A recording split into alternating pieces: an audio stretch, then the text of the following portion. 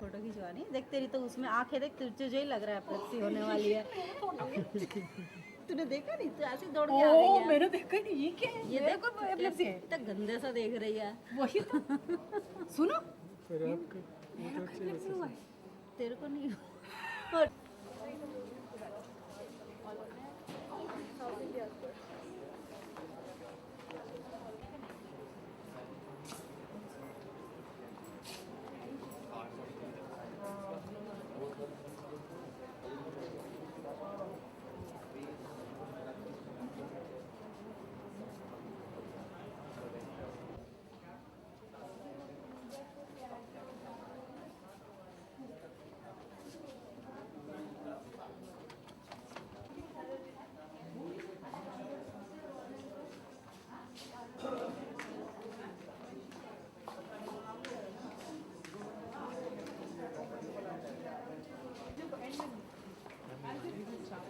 जोजो से मिलने आई हुई फ्रेंड के साथ।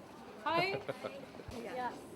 शिफाली रिया पता है मुझे सर्टिफिकेट बनाना था तो इसमें नाम गया Sorry you came and I was not there, but there was some logistic issues about it that we can get this started when madam is there.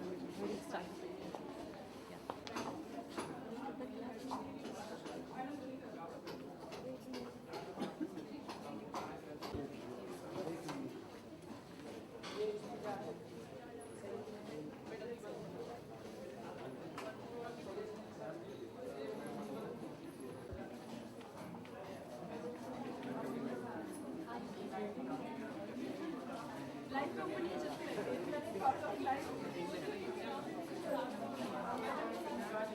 इनको भी नहीं बनाएगी. What do we do? We can just tell them to sit down and tell them that models are not going to make the drawings. give them some ideas. Give them ideas. Right? What's that topic? Anything, whatever they want to do. Whatever they want to draw. This.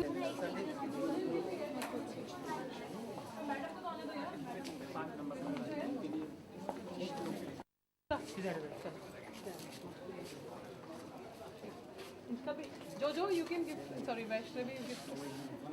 Sorry, you'll kill me. एक minute photo hold करिए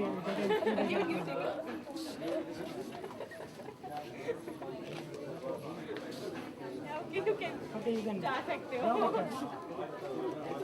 I know. Properly. Let me show. You can give. No, yeah, exactly. It's so nice because actually,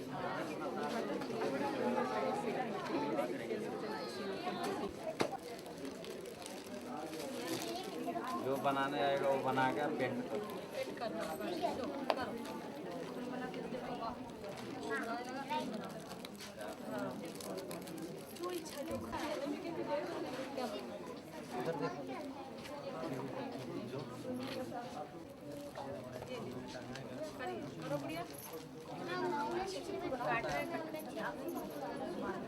ये तो सबसे अच्छा है बेटा. तेरे स्वप्न को दिल बना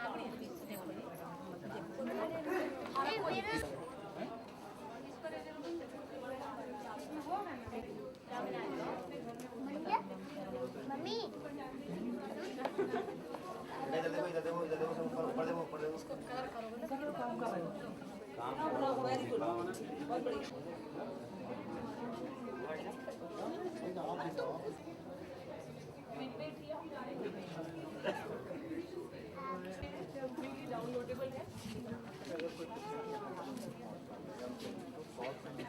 अभी ऐसा है कि हमने एक ऑटिज्म हेल्पलाइन लॉन्च ताकि कोई भी 24 आवर्स कोई इशू है कुछ गाइड कर सकते हैं तो हम गाइड करेंगे उनको पेशेंट्स के लिए.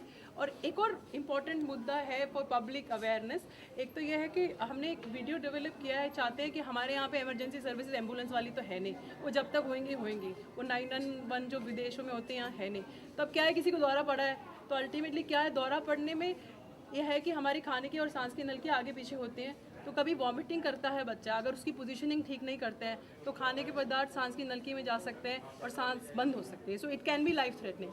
तो इट इज़ इंपॉर्टेंट कि हम सब, नॉट ओनली पेरेंट्स जिन बच्चों के या उनके स्कूल वाले, बट सारी जनरल पब्लिक को समझना चाहिए कि रिकवरी पोजीशन क्या है। उसमें बच्चे को साइड के करवट में दिलवाना है, और उसमें अगर 3 मिनट से ज़्यादा दौरा पड़ रहा है तो उसको नेज़ल स्प्रे है। नेज़ल स्प्रे तो हर पेरेंट्स को रखना पड़ेगा बच्चों को। आप क्या बनाने वाले हो?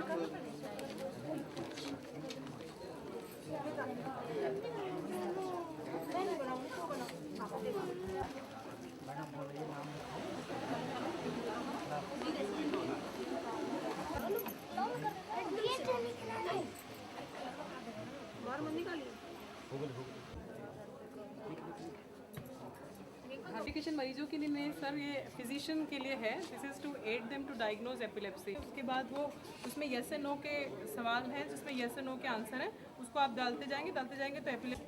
हमने एक टूल डेवलप किया है एम्स में, तो हम लोग ने department of paediatrics child neurology में हमने डेवलप किया टूल। उसकी स्टडी बुक्स वगैरह हैं, जो एक हमने माइक्रोसाइट है m.peds neuro aim sir loan पे चल रहा है, मुझे एप्लीकेशन का पेमेंट करनी है, वो नॉन टू से बनाया ताकि देते हैं ना 50 रुपये नहीं, वो इस बार नहीं है।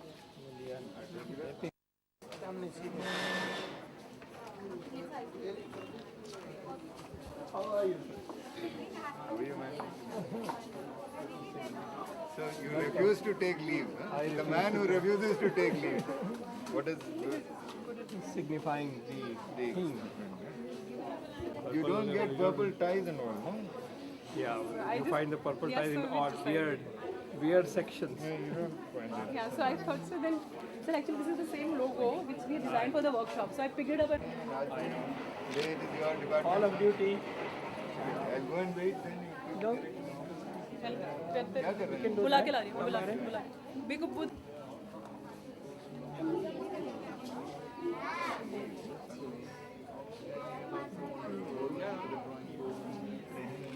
Mechanism has to be in your small weapons. अच्छा था सर, ऑस्ट्रेलियंस में very warm और बैठे हैं आपके पास। इधर आशीर्वाद दे दीजिए। हमारे निदेशक साहब आए हैं, डॉक्टर मिश्रा, प्लीज स्वागत करिए। स्वागत करेंगे ताली बजा के। बहुत अच्छा लगा आप सब यहाँ आए। हाँ, बहुत अच्छा बना रहा है, बहुत अच्छे। देखो ये कितना सुंदर बनाया है।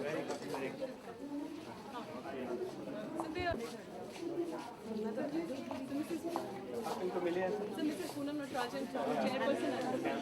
इतने सालों से मैम हमारे आशीर्वाद हैं।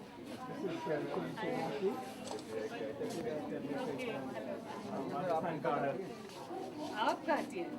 आप सर आप आइए ना, सब आइए सर। ब्रोशर रिलीज कहाँ पे है? आगे पहले कट तो करें। वो तो बस आप Prachi. Yeah, so we are conducting this exhibition, bilingual exhibition.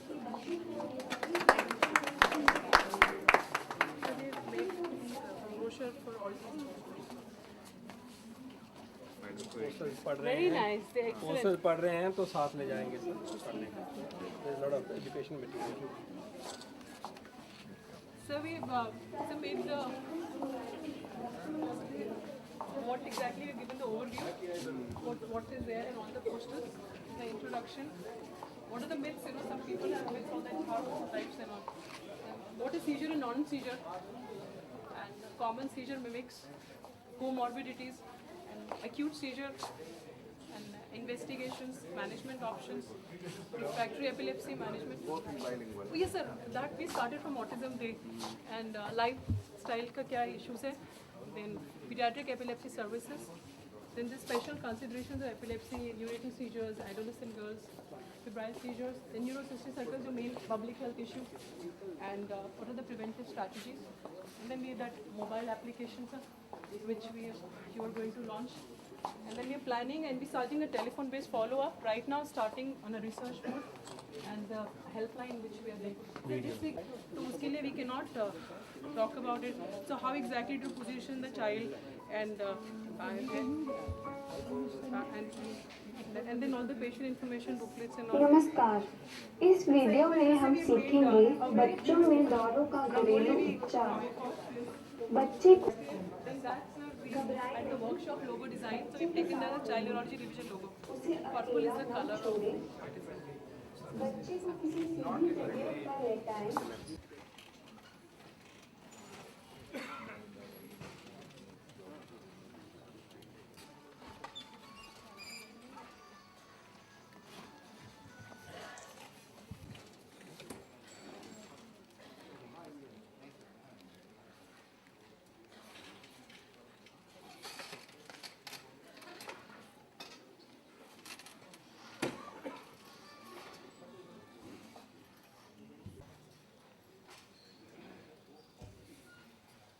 Good afternoon everyone. आज के इस पब्लिक लेक्चर में आप सबका स्वागत है। आज का ये जन व्याख्यान बच्चों में मिर्गी के ऊपर फोकस्ड है और इस विषय के ऊपर बात करने के लिए हमारे बीच एक बहुत ही एक्सपर्ट पैनल मौजूद है। आज का ये सेशन का सीक्वेंस कुछ इस तरह से होगा कि शुरू में जो हमारा एक्सपर्ट पैनल है वो अपने एक्सपीरियंसेस आपके साथ शेयर करेंगे, फिर एक पैनल डिस्कशन होगा और उसके बाद भी अगर कोई सवाल आपके रह जाते हैं तो उनको ओपन सेशन में आंसर किया जाएगा। Now, without wasting any more time, I'll request our illustrious panel and our illustrious guests to please take their positions on the dais.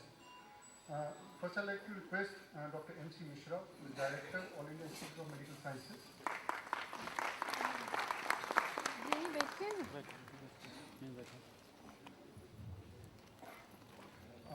Mrs. Poonam Natarajan, who is former chairperson of National Trust.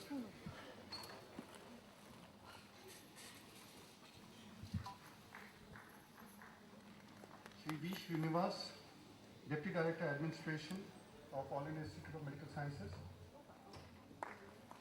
Dr. V.K. Paul, Professor and Head, Department of Pediatrics, All India Institute of Medical Sciences.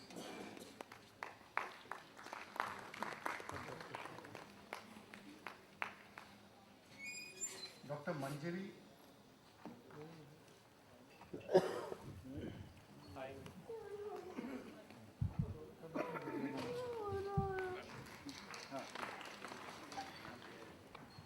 Dr. Vishnu Dr. Vishnu and Prashant can join us later. Now with request Professor V.K. Paul, our head of the department and our pillar of strength and support.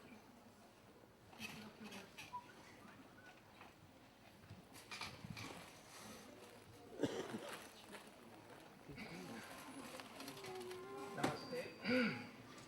Akhil Bharatiya Ayurvigyan संस्थान के बालरोग विभाग की तरफ से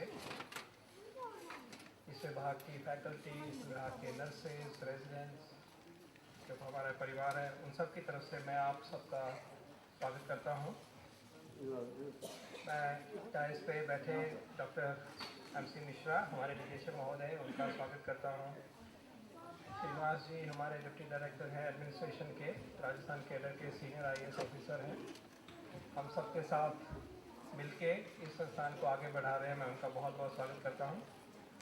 पूनम नटराजन जी हमारी colleague हैं बहुत सालों से और चाइल्ड न्यूरोलॉजी, चाइल्ड डिसेबिलिटी, इन मुद्दों में हमारे साथ कई तरह से जुड़ी हुई, रिसर्च में जुड़ी हुई हैं, प्रोग्राम को बढ़ाने के लिए जुड़ी हुई हैं, आम जनता में स्प्रेड करना इस मैसेज को, उसके लिए जुड़ी हुई हैं। उनका एक स्पेशल स्वागत करता हूँ।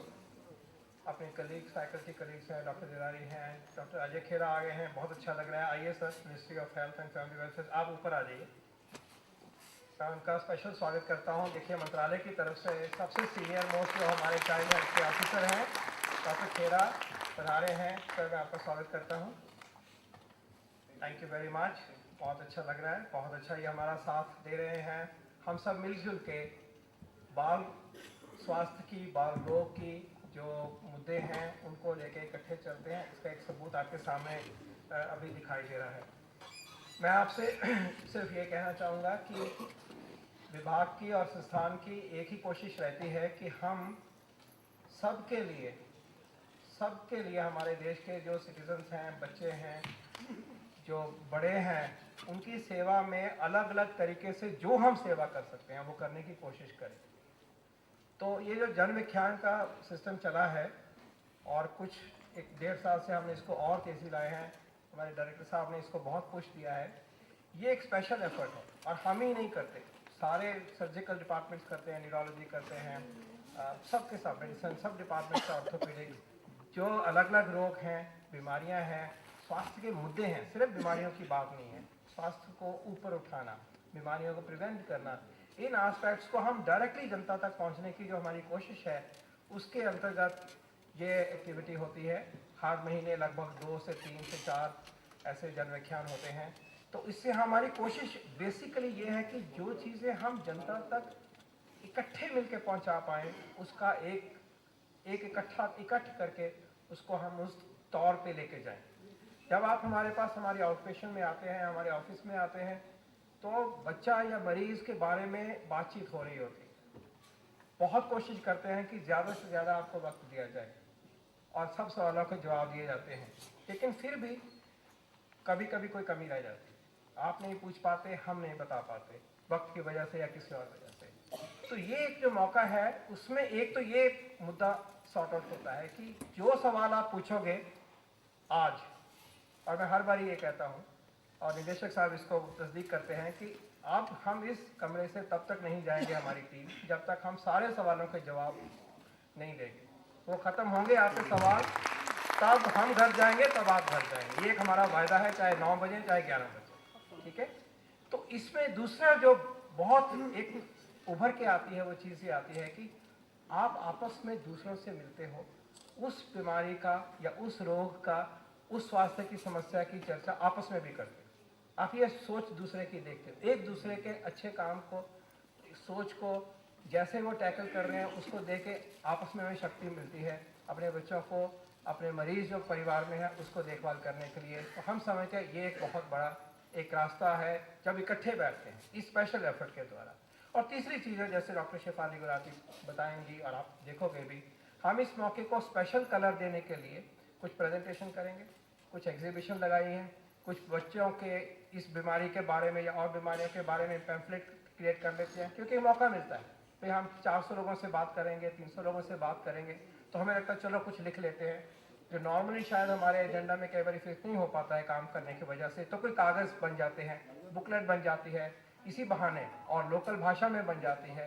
तो हम इस प्रक्रिया के द्वारा कई जो उद्देश्य हैं उनकी पूर्ति में हम अपनी कोशिश करते हैं। उस कोशिश के लिए आप आए, घरों से आए, रास्ते लंबे रास्ते से आए और हमें आपने मौका दिया आपसे बातचीत करने का, उसके लिए मैं आपका बहुत बहुत धन्यवाद करता हुआ एक बार फिर स्वागत करता हूँ। Thank you.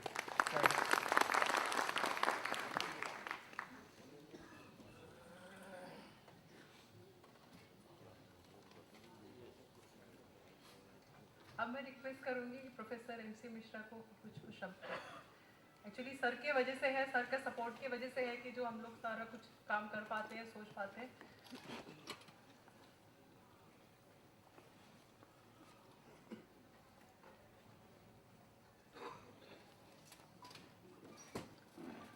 Professor Vinod Paul, Shri V Srinivas ji, उपनिदेशक प्रशासन एम्स, पूनम जी और डॉक्टर खेरा साहब, डॉक्टर देवरारी, डॉक्टर शेफाली और हमारे सभी भाई बहन जो यहाँ बैठे हैं, बच्चे जो बैठे हैं, मैं उन सभी का बहुत बहुत स्वागत करता हूँ।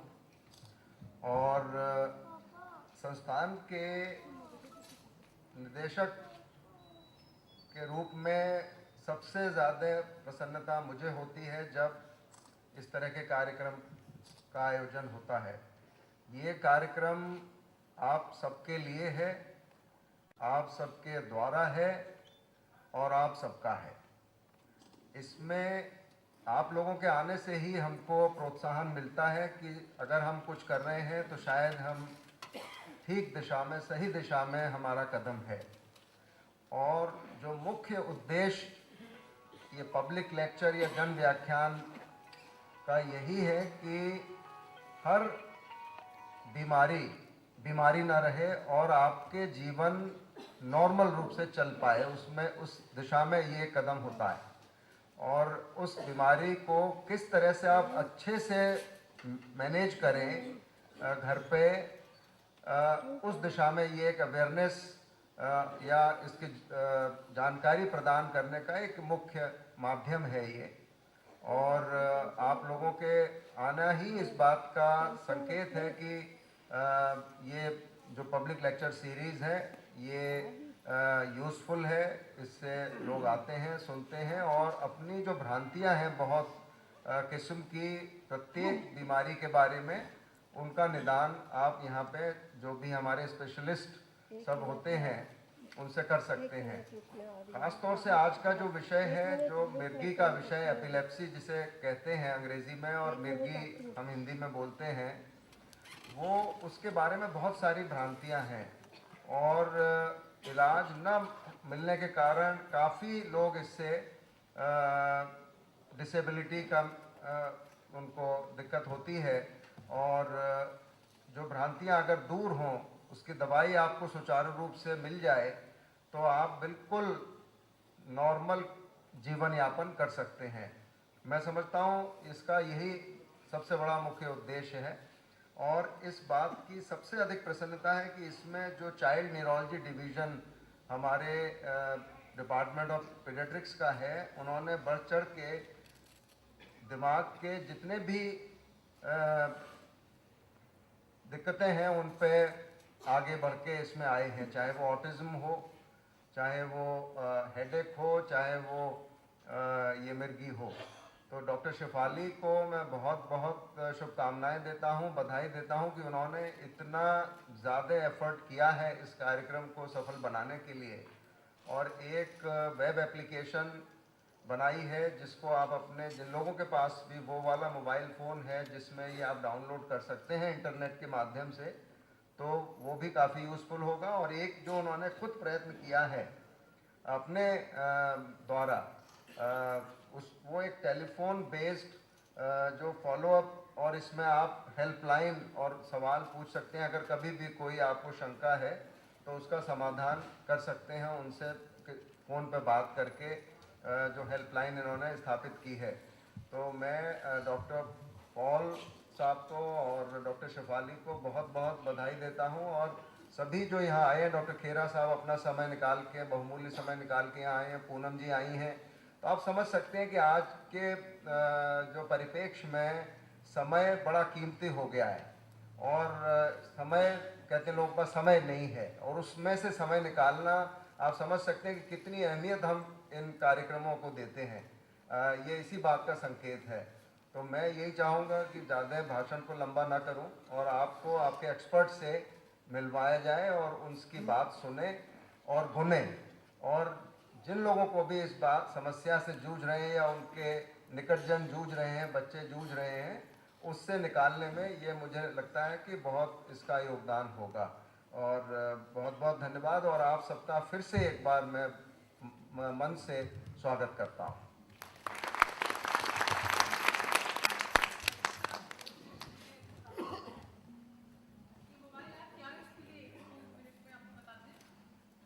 बच्चों में मिर्गी के डायग्नोसिस डॉक्टर शेफाली इस ऐप के लिए जो है बेसिकली फिजिशियन, चिकित्सकों के लिए है अवेलेबल। हमने लास्ट ईयर एक डेवलपमेंटल वर्कशॉप किया था, उसमें एक माइक्रोसाइट लॉन्च किया था हमारे हेल्थ मिनिस्टर ने। उसके अंदर हमने एपिलेप्सी, ऑटिज्म, ADHD और सेरेब्रल पॉलिसी के बारे में और उनके टूल्स के बारे में हमने उसमें प्रेजेंट किया था। और ये माइक्रोसाइट है जो पिछले साल लॉन्च हुई है। अब हमने आज से इसका नाम चेंज कर दिया है m.p0aims.org, एंड इसके अंदर हमने सारे अभी एपिलेप्सी से रिलेटेड चीज़ें और ऐड करी हैं।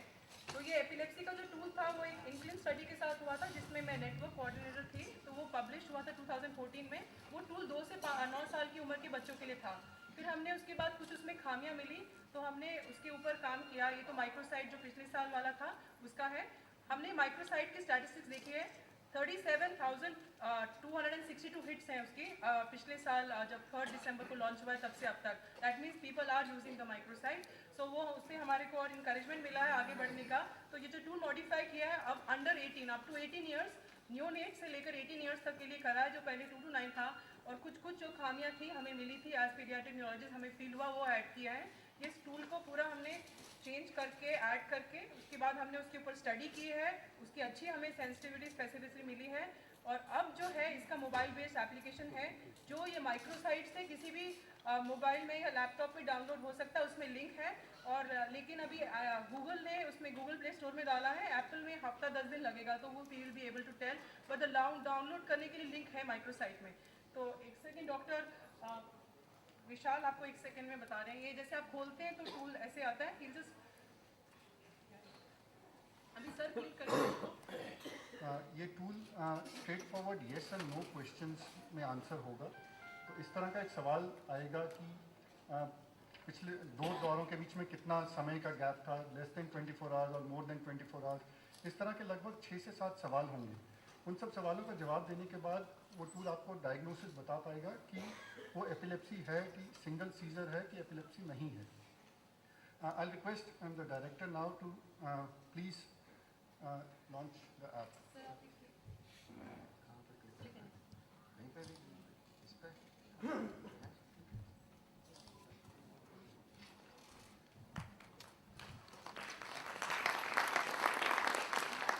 इस तरह के क्वेश्चन टूल में होंगे, like this is the first question जिसका आंसर येस एंड नो में होगा।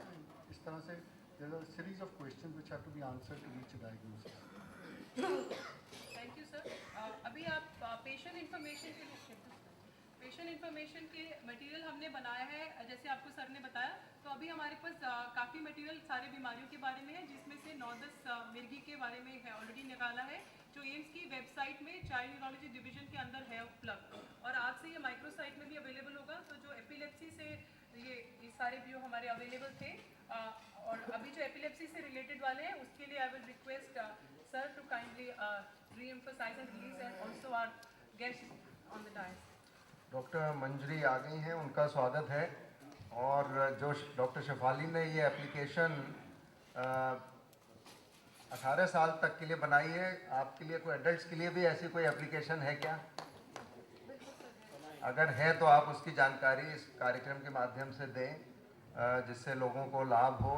और उस एप्लीकेशन को जिनके पास भी ये फ़ोन है वो लोग तो कम से कम इसके इस्तेमाल कर सकते हैं, और जिनके पास नहीं है वो बुकलेट बाहर रखी हैं डॉक्टर शेफाली ने, सारी जानकारी है उन बुकलेट्स में। आप बुकलेट्स को लेके जाइए और उन जानकारी का लाभ उठाएं। ये एक और डॉक्टर शेफाली ने ये किताब भी बनाई है इसमें, जिसमें सारी जानकारी दी हुई है। तो इसको भी आज डॉक्टर शेफाली आप सबके सामने रख रही हैं, जिसमें दौरा विवरण डायरी है, जो बहुत महत्वपूर्ण हो जाती है। कई बार हम लोग खुद भूल जाते हैं अपनी बीमारी के बारे में, या कुछ पेट में दर्द हुआ 6 महीने पहले याद नहीं रहता कब हुआ था, पूछो तो हमको खुद याद नहीं होता। तो ये डायरी इसमें बहुत योगदान देगी कि आपको जब भी हो एक टिक कर लीजिए, क्योंकि देखिए मेमोरी सबकी लिमिटेड होती है। कंप्यूटर है ब्रेन भी, और उसमें से कुछ डिलीट होती रहती है, कुछ ऐड होती रहती है। तो लिख के उसको रखना बहुत आवश्यक है। तो ये मैं बहुत ही मुझे खुशी है कि ये उन्होंने इसको।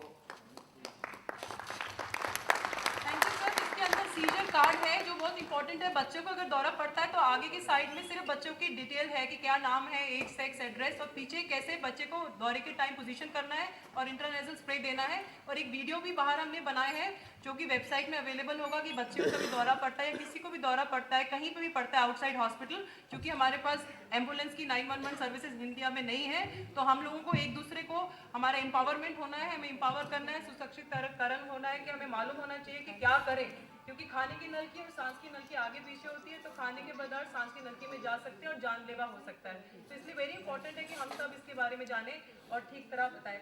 हमारे डायरेक्टर सर अभी उनको जाना है क्योंकि कोई उनका इंटरनेशनल डेलीगेशन आया। हम बहुत आभारी हैं कि सर अपनी हमेशा कृपा बनाए रखते हैं हमारे। Thank you sir, thank you very much. ये कार्यक्रम आपका है, आपके द्वारा है, आपके लिए है। और डॉक्टर शेफाली, डॉक्टर पॉल साहब, सारे विभाग ने बहुत मेहनत करी है इसको। बच्चे बाहर पेंटिंग बना रहे हैं और एक एग्जीबिशन भी लगाई है। आप लोग इसको पूरा देख के समझ के जाएं। जैसे डॉक्टर पॉल साहब ने कहा है, समय की कोई सीमा नहीं है, लेकिन थोड़ी सीमा बांध लें तो अच्छा है। 6 बजे तक कार्यक्रम पूरा कर दें। और एक और चीज़ सर, ये जो पोस्टर्स है बाहर लगे वो भी सारे माइक्रोसाइट में अवेलेबल है, कहीं से भी कोई देख सकता है। Thank you very much.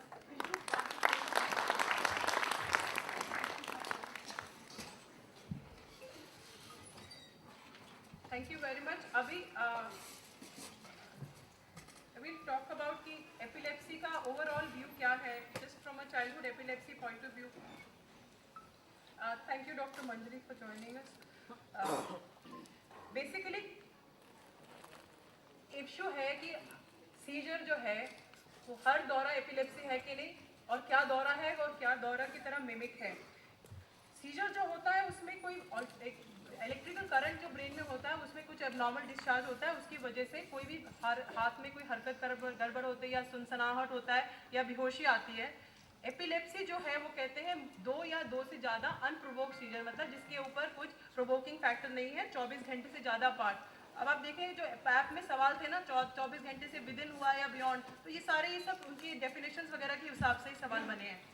Basically जो डायग्नोसिस होता है वो क्लिनिकल होता है, और जो सबसे ज़्यादा इंपॉर्टेंट है जो पेरेंट्स देखते हैं, विटनेस करते हैं सीजर, जो सीजर सिमियोलॉजी कहा जाता है। आजकल मोस्टली लोगों के पास स्मार्टफोन होते हैं, तो हम यही कहते हैं कि बच्चे का जो भी इवेंट हुआ है आप उसको रिकॉर्ड कर दीजिए उससे, बिकॉज जो मैक्सिमम इन्फॉर्मेशन हमें मिलती है जो सीजर का डिस्क्रिप्शन है उससे मिलती है।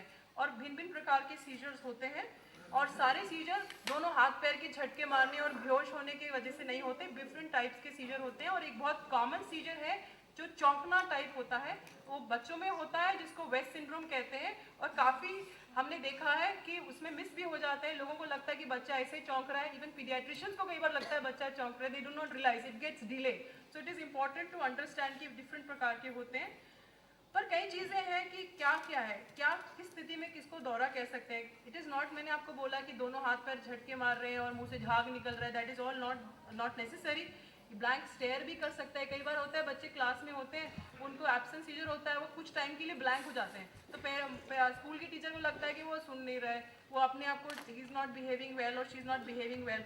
कई बार सिर्फ गले मतलब मुंह के आसपास या आंख के आईलिड्स के आसपास कुछ फ्लिकरिंग हो सकती है। और so that is why we should understand कि भिन्न भिन्न प्रकार के वे में होता है। और क्या बर्डन है हमारा, 1.7% है। हमने जो स्टडी किया था वो इंक्लिन के साथ, तो उसमें देखा है कि 2 to 9 ईयर्स की एज में 1.75% बच्चों में एपिलेप्सी पाई गई थी, और उसमें कोई ज़्यादा डिफरेंस नहीं था रूरल और अर्बन में। अब इम्पॉर्टेंट है कि क्यों है, किस कारण से दौरा हो सकता है मिर्गी का problem. They can be many कारण में ये होता है या तो कोई अनुवांशिक कुछ प्रॉब्लम हो, बनावट में नुक्स हो, और उसके बाद कुछ भी इन्फेक्शन होता है, बच्चों को दिमाग में किसी प्रकार का बुखार हो जाए, प्लस वो जो कीड़ा वाला इशू है जिसके बारे में अभी I talk about in a bit detail, या कभी स्ट्रोक हो जाता है, किसी प्रकार की ट्रॉमा हो जाए। और सबसे इंपॉर्टेंट ट्रॉमा जो बच्चे को होता है वो नवजात शिशु को होता है डिलेड बर्थ क्राई में, जब एस्फिक्सिया होता है उसमें वो भी प्रिवेंटेबल कॉज है, अगर डिलीवरीज वगैरह अटेंड प्रॉपर हॉस्पिटल में हो, उसको अटेंड प्रॉपरली किया जाए। और काफ़ी सारे मेटाबॉलिक कारण होते हैं, तो मिर्गी बहुत सारे कारणों से हो सकती है, पर हमारे को एक तो है कि पकड़ना उनको जल्दी है, और दूसरा कौन से जो कारण है जिनको प्रिवेंट कर सके, जैसे डिलीवरी वगैरह हॉस्पिटल में कराई जाए और प्रॉपर केयर दिया जाए। और न्यूरोसिस्टिक सर्कस के बारे में I will just be coming to it. तो मैं आपको बताया था वेस्ट सिंड्रोम का हमारा हमने लार्जेस्ट सीरीज में हमारा अपना देखा है कि most common problem is delay in the diagnosis, because उनको लग रहा है वो झटका चौंक तो बच्चा ऐसा ही रहा है। ये बहुत इंपॉर्टेंट है न्यूरोसिस्टिक सर्कसिस। अगर 1 साल से ऊपर के बच्चों में हमने 100 बच्चों में सीटी कराया तो उसमें 38 बच्चों में न्यूरोसिस्टिक सर्कस पाया गया। एंड ये नहीं है कि छूत छात की बीमारी नहीं है, it is a problem of hygiene.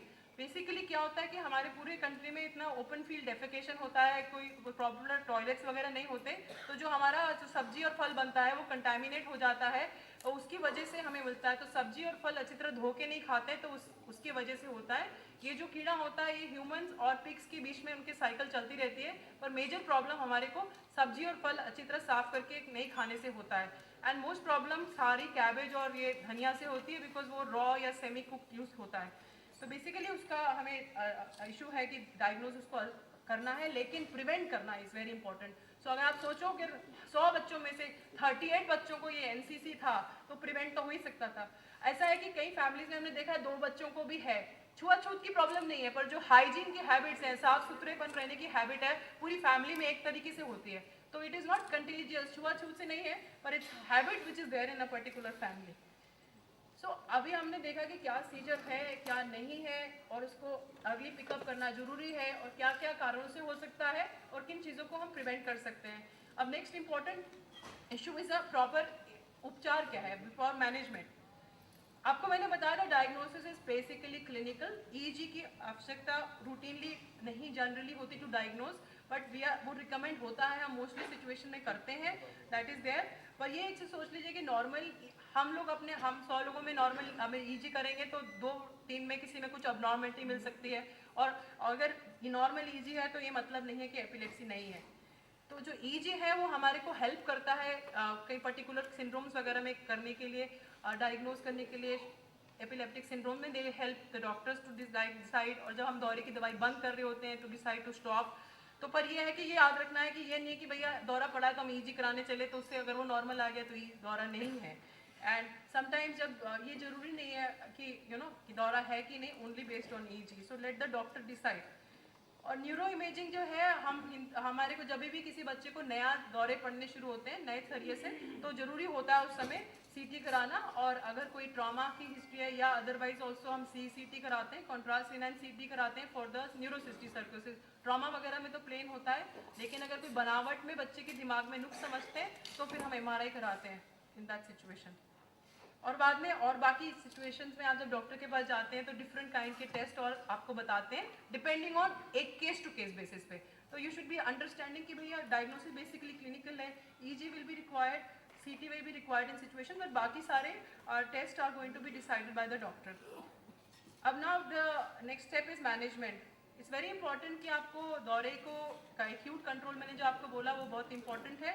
And अगर बार बार दौरे पड़ रहे हैं, हमने देखा कई बच्चे वैसे नॉर्मल थे, बाद में दौरे पढ़ते पढ़ते उनको दिमाग में समझ कम हो गई है, सो दैट डिक्रीज इंटेलिजेंस और बिहेवियरल प्रॉब्लम्स वगैरह हो सकती हैं, और दौरे में डेथ भी हो सकती है। That we have to realise, क्योंकि खाने की नल की आगे पीछे होती है। और दूसरा एक और इशू होता है सडन सूडेप होता है, sudden death because of epilepsy. वो कुछ उनका ऑटोनॉमिक फंक्शन की प्रॉब्लम्स होती हैं बच्चों में, हमने भी देखा है, तो उससे we have to be very careful कि ट्रीट सही तरह से करें। तो अभी ये है कि अगर किसी को हमें दौरा पड़ा है, तो अगर कई बच्चों को बुखार में दौरे पड़ते हैं, हर 20वें बच्चे को बुखार में दौरे पड़ सकते हैं, 20वें नॉर्मल बच्चे को, that is what happens.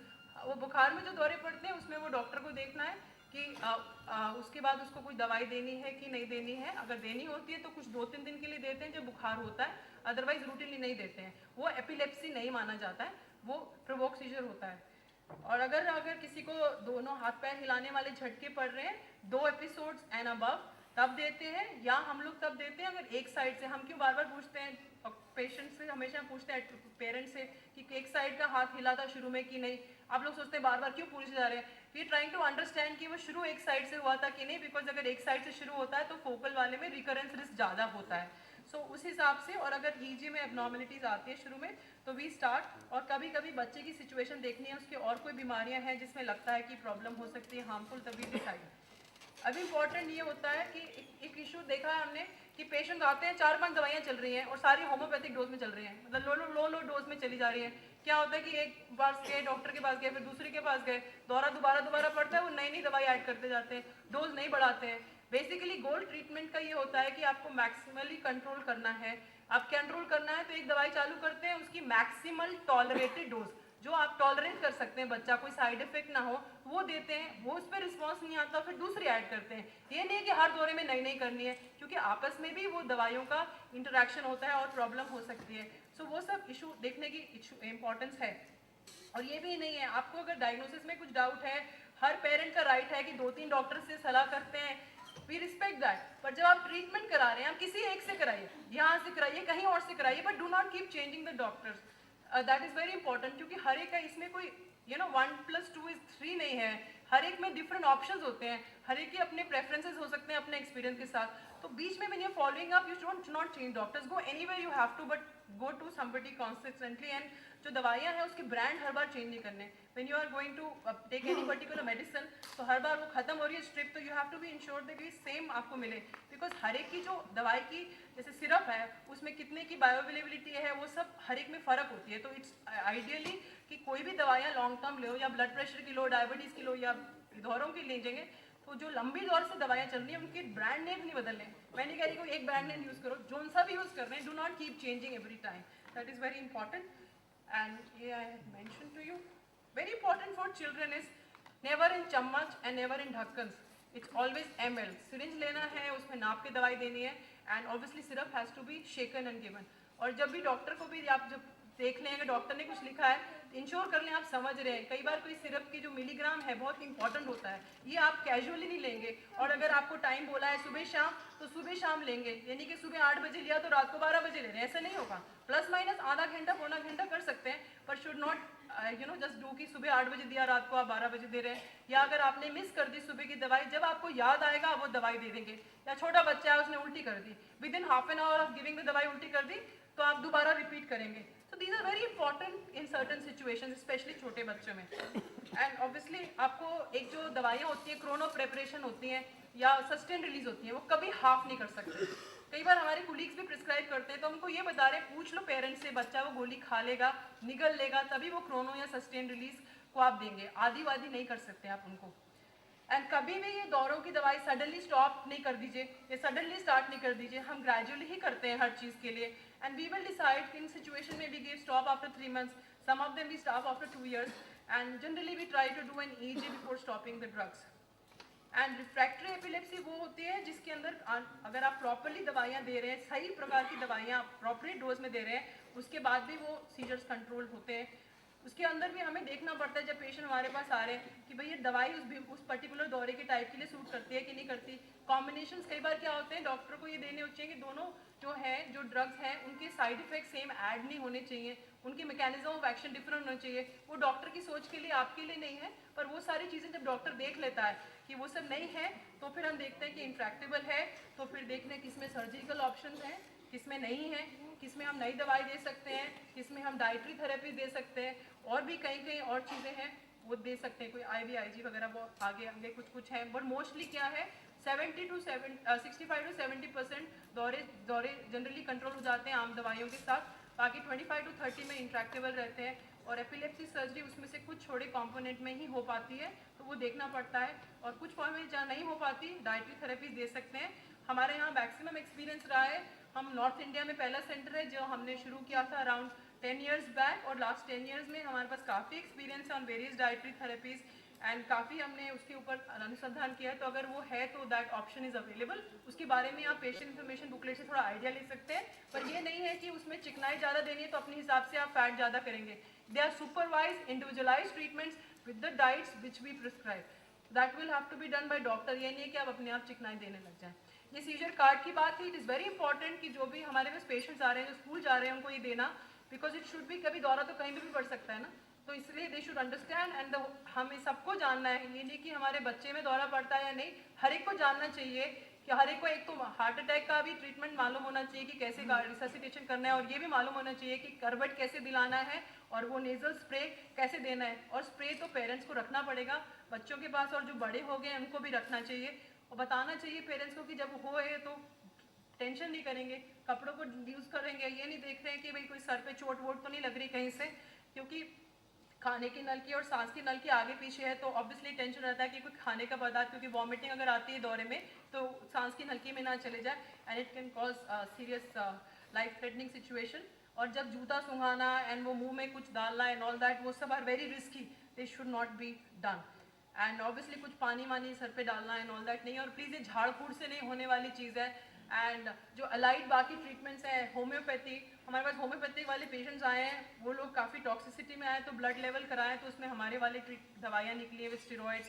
And Ayurvedic में लोग कहते हैं but some of them we have got जिसमें हैवी मेटल की टॉक्सिसिटी रही है, तो वी आर नॉट अवेयर कि ऐसे कोई पेशेंट को ज़्यादा बेनिफिट मिला है, but I have no right to tell about their field because मालूम नहीं है उनके बारे में। तो अब ये है कि आपको जो भी करना है, ये दवाइयाँ सडनली स्टॉप नहीं करेंगे, आपको जो ट्राई करना है वो आप देख के करेंगे, लेकिन हमारे को ऐसे कोई एविडेंस नहीं है कि कोई आयुर्वेदिक या होम्योपैथिक में है। जो भी है आप अगर उनके डॉक्टर को दिखा के करते हैं, बिकॉज हमारे को एक्सपीरियंस नहीं है, पर सडनली ये दवाइयों को स्टॉप करके आप ऐसे मत करिए because it can be life threatening. और हमारे पास ऐसे पेशेंट्स आ चुके हैं जिनको प्रॉब्लम हुई है। एंड ये आपको जो इंट्रानेजल बोला है नेजल स्प्रे, उसका वीडियो भी बाहर है, तो सिर्फ वो सिंगल स्प्रे से उसके अगर सीजर 3 मिनट से ज़्यादा होता है तो हम कहते हैं स्प्रे दीजिए, और 5 मिनट तक कंट्रोल नहीं होता, half the number of puffs दोबारा दीजिए, नहीं होता तो फिर हॉस्पिटल ले जाइए, because every seizure you can not run to a hospital and you don't have ambulance services, so you should be aware. And हमारे सबको दिमाग में क्लियर होना चाहिए how we are going to save life, क्योंकि हमने देखा है कि हमने अपने जो बच्चे दौरे में बहुत 2-3 घंटे के हमारे पास आईसीयू में एडमिट हुए, उसमें हमने स्टडी किया, तो जितना डिले होता है सीजर कंट्रोल में उतनी प्रॉब्लम्स आती हैं बच्चे में, उतना ब्रेन डैमेज होता है, उतना वो डिफिकल्ट टू कंट्रोल होता है। तो इट्स वेरी इंपॉर्टेंट कि घर में वो स्प्रे वगैरह दे के और पोजिशनिंग करके वो करा जाए। इसके ऊपर रिसर्च वगैरह हम लोग कर चुके हैं, इसका वीडियो बाहर हमने दिखाया है एंड दैट विल बी अभी अपलोड नहीं हुआ माइक्रोसाइट पे, it will be uploaded on the microsite, English और हिंदी दोनों में। And it is very important for all of us to understand कि ये इंपॉर्टेंट है because it can save life and it can make all the difference. Thank you so much.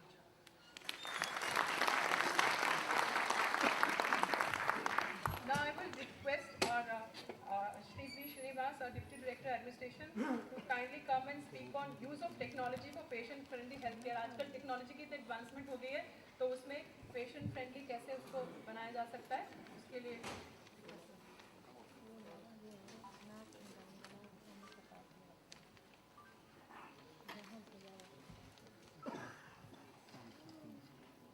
Professor Paul, doctor Khera, Shrimati Poonam Rajan, professor Tripathi, professor Deorari, professor Shefali, साथीगण, आज मुझे बहुत खुशी है कि एक मोबाइल ऐप लॉन्च हुआ है जिसके तहत कई हज़ारों लोगों को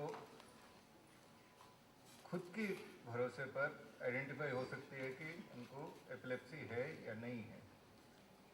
टेक्नोलॉजी का यूज़ सिंप्लीफाई करते हुए इट इज़ वेरी इजी कि आइडेंटिफाई करने के लिए कुछ दिन पहले जब ऑल इंडिया इंस्टीट्यूट ने ऑनलाइन रजिस्ट्रेशन सिस्टम लॉन्च किया था तो हम लोगों को यकीन नहीं था कि 4 महीने के अंदर करीब 10.25 लाख लोग 10.5 लाख की उस एप्लीकेशन को यूज़ करेंगे। रोज़ जब आप आते हैं all India institute of medical sciences में और पेशेंट रजिस्ट्रेशन सेंटर पर जाते हैं, करीब 10,000 लोग पर डे इस एप्लीकेशन को यूज़ कर रहे हैं। प्रोफेसर पॉल से मैं निवेदन करूंगा कि मोबाइल ऐप बहुत अच्छा बना है, पीडियाट्रिक न्यूरोलॉजी डिवीज़न ने जो बनाया है, इसको आप प्रोपगेट करने के लिए लास्ट टाइम जो हमने मेथडोलॉजी अपनाई थी कि NIC के माध्यम से रोज़ 1 लाख SMS मैसेजेस भेजे जाते थे, 1 लाख SMS मैसेजेस जाते थे ताकि पॉपुलराइज हो। एंड जो हिट्स आते थे, इनॉर्मस नंबर ऑफ हिट्स उसके बाद डेवलप हुए हैं। एंड मैं आपसे यही निवेदन करूंगा कि नेशनल इंफॉर्मेटिक्स सेंटर के एक बड़ा टीम अपने कंप्यूटर सेंटर में अवेलेबल हैं, आप उनके माध्यम से इसको प्रोपगेट कीजिएगा। और साथ ही साथ जो सेल्फ सर्विस कियोस्क बाहर जो लगे हैं उसके अंदर इस सॉफ्टवेयर को आप लोड कराएं।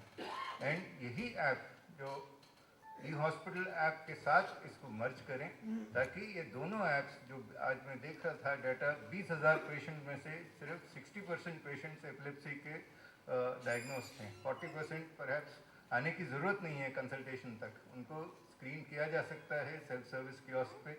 और इन दोनों ऐप्स को आप अगर लोड कर दें, सेल्फ सर्विस कियोस्क बाहर लगे हुए हैं, ऑल्सो पेशेंट रजिस्ट्रेशन सेंटर पे अगर आप लोड करें तो इसमें काफ़ी जो पेशेंट टाइम जो कंसल्टेंट दे सकता है, इसमें सिग्निफिकेंट इम्प्रूवमेंट की पॉसिबिलिटीज़ हैं।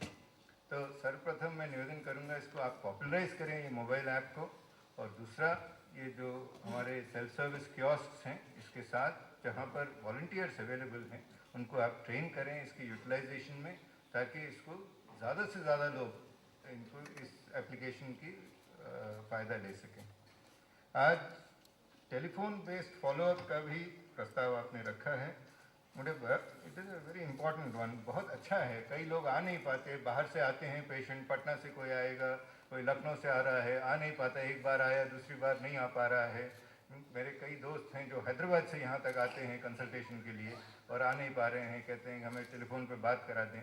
तो अगर राउंड द क्लॉक अवेलेबल हैं सर्विसेज, तो निश्चित तौर पर कई लोगों को इसकी बेनिफिट्स हो सकते हैं। आप इसको डिप्लॉय करें, एक टेलीफोन बेस्ड स्पेशलाइज्ड टीम जो telephone based follow up for children with epilepsy दे सकें, और करीब हर एक महीने में आप इसको रिव्यू करें, कितने कॉल्स आ रहे हैं। अगर दिन में 10 कॉल या 15 कॉल भी आते हैं तो हर कॉल के लिए मेरे हिसाब से आधा घंटे के आसपास उनको रिस्पॉन्स की लग सकता है।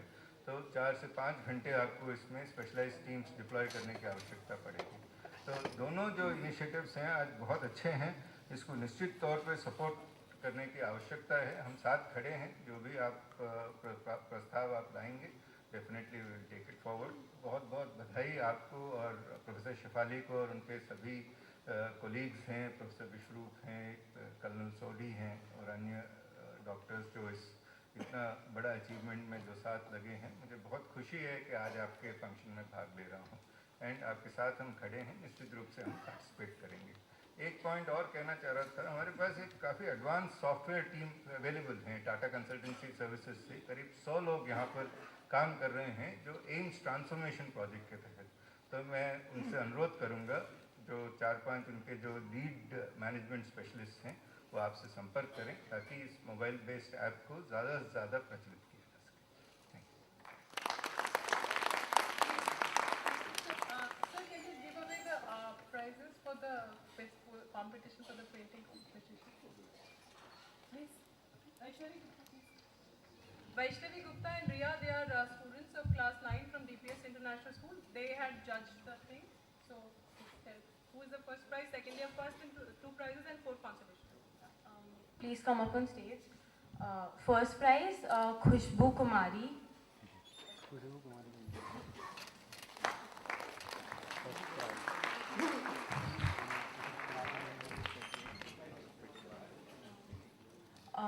Second prize, Adarsh Singh. Can you please come up on stage?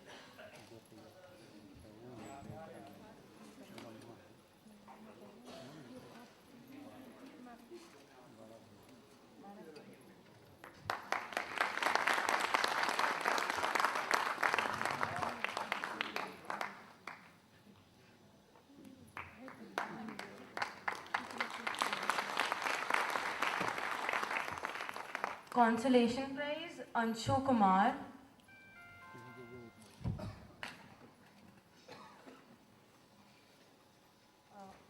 Consolation, Prithviraj.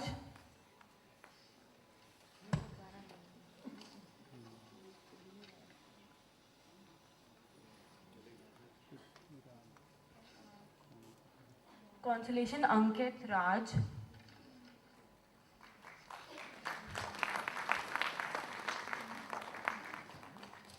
Consolation prize, Kamini. Thank you, sir. I would now request you to please give a letter, certificate of appreciation to Riya Yadav.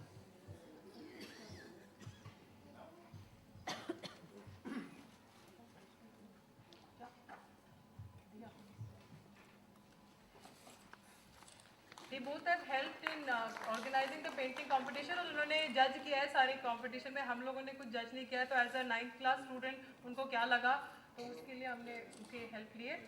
And certificate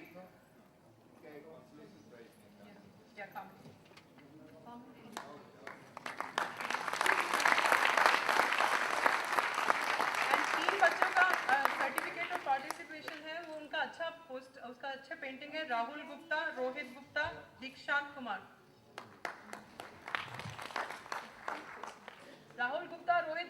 Prashant Kumar अंदर है? आ जाइए।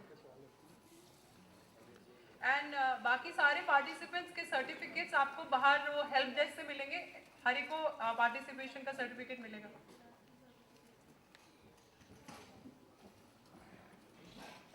Thank you very much.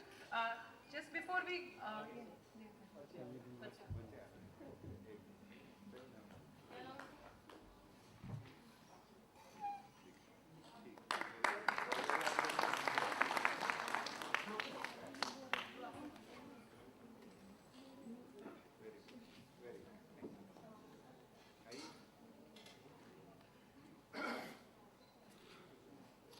Thank you so much for your kind word sir.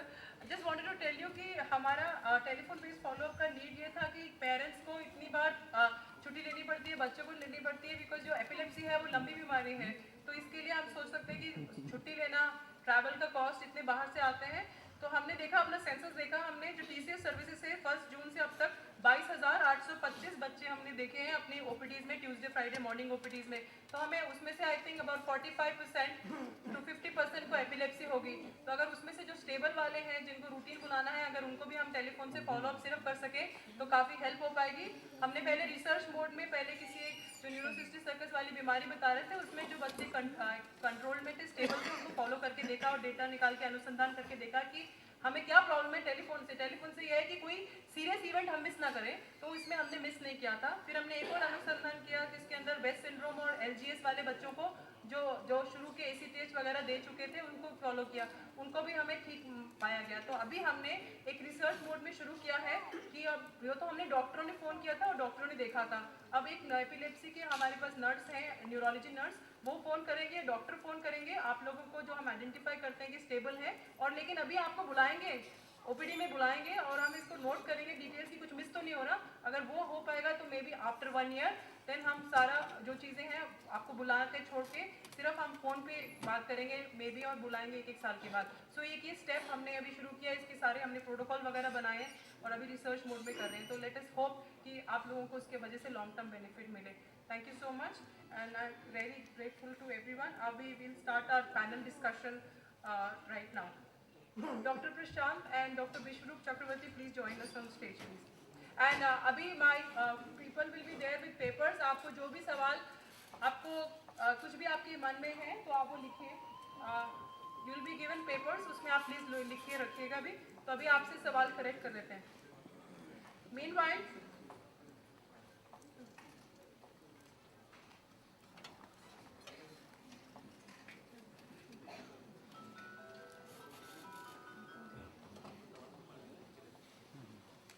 Doctor Lokesh और उधर doctor Kaushik आपको paper दे रहे हैं। तो what ever the question you have, आप बेटर है उसमें पेन डाउन कर दीजिए, बिकॉज हमारे जहन में कईयों के बाद सिमिलर सवाल आते हैं। Then we can collate this questions and we answer them. Seizure और एपिलेप्सी, मुझसे अभी बाहर भी किसी ने खड़े हुए पूछा था whether is the same thing और डिफरेंट। विश्वरूप, सीजर और एपिलेप्सी आर द सेम और different? Can you please tell मी?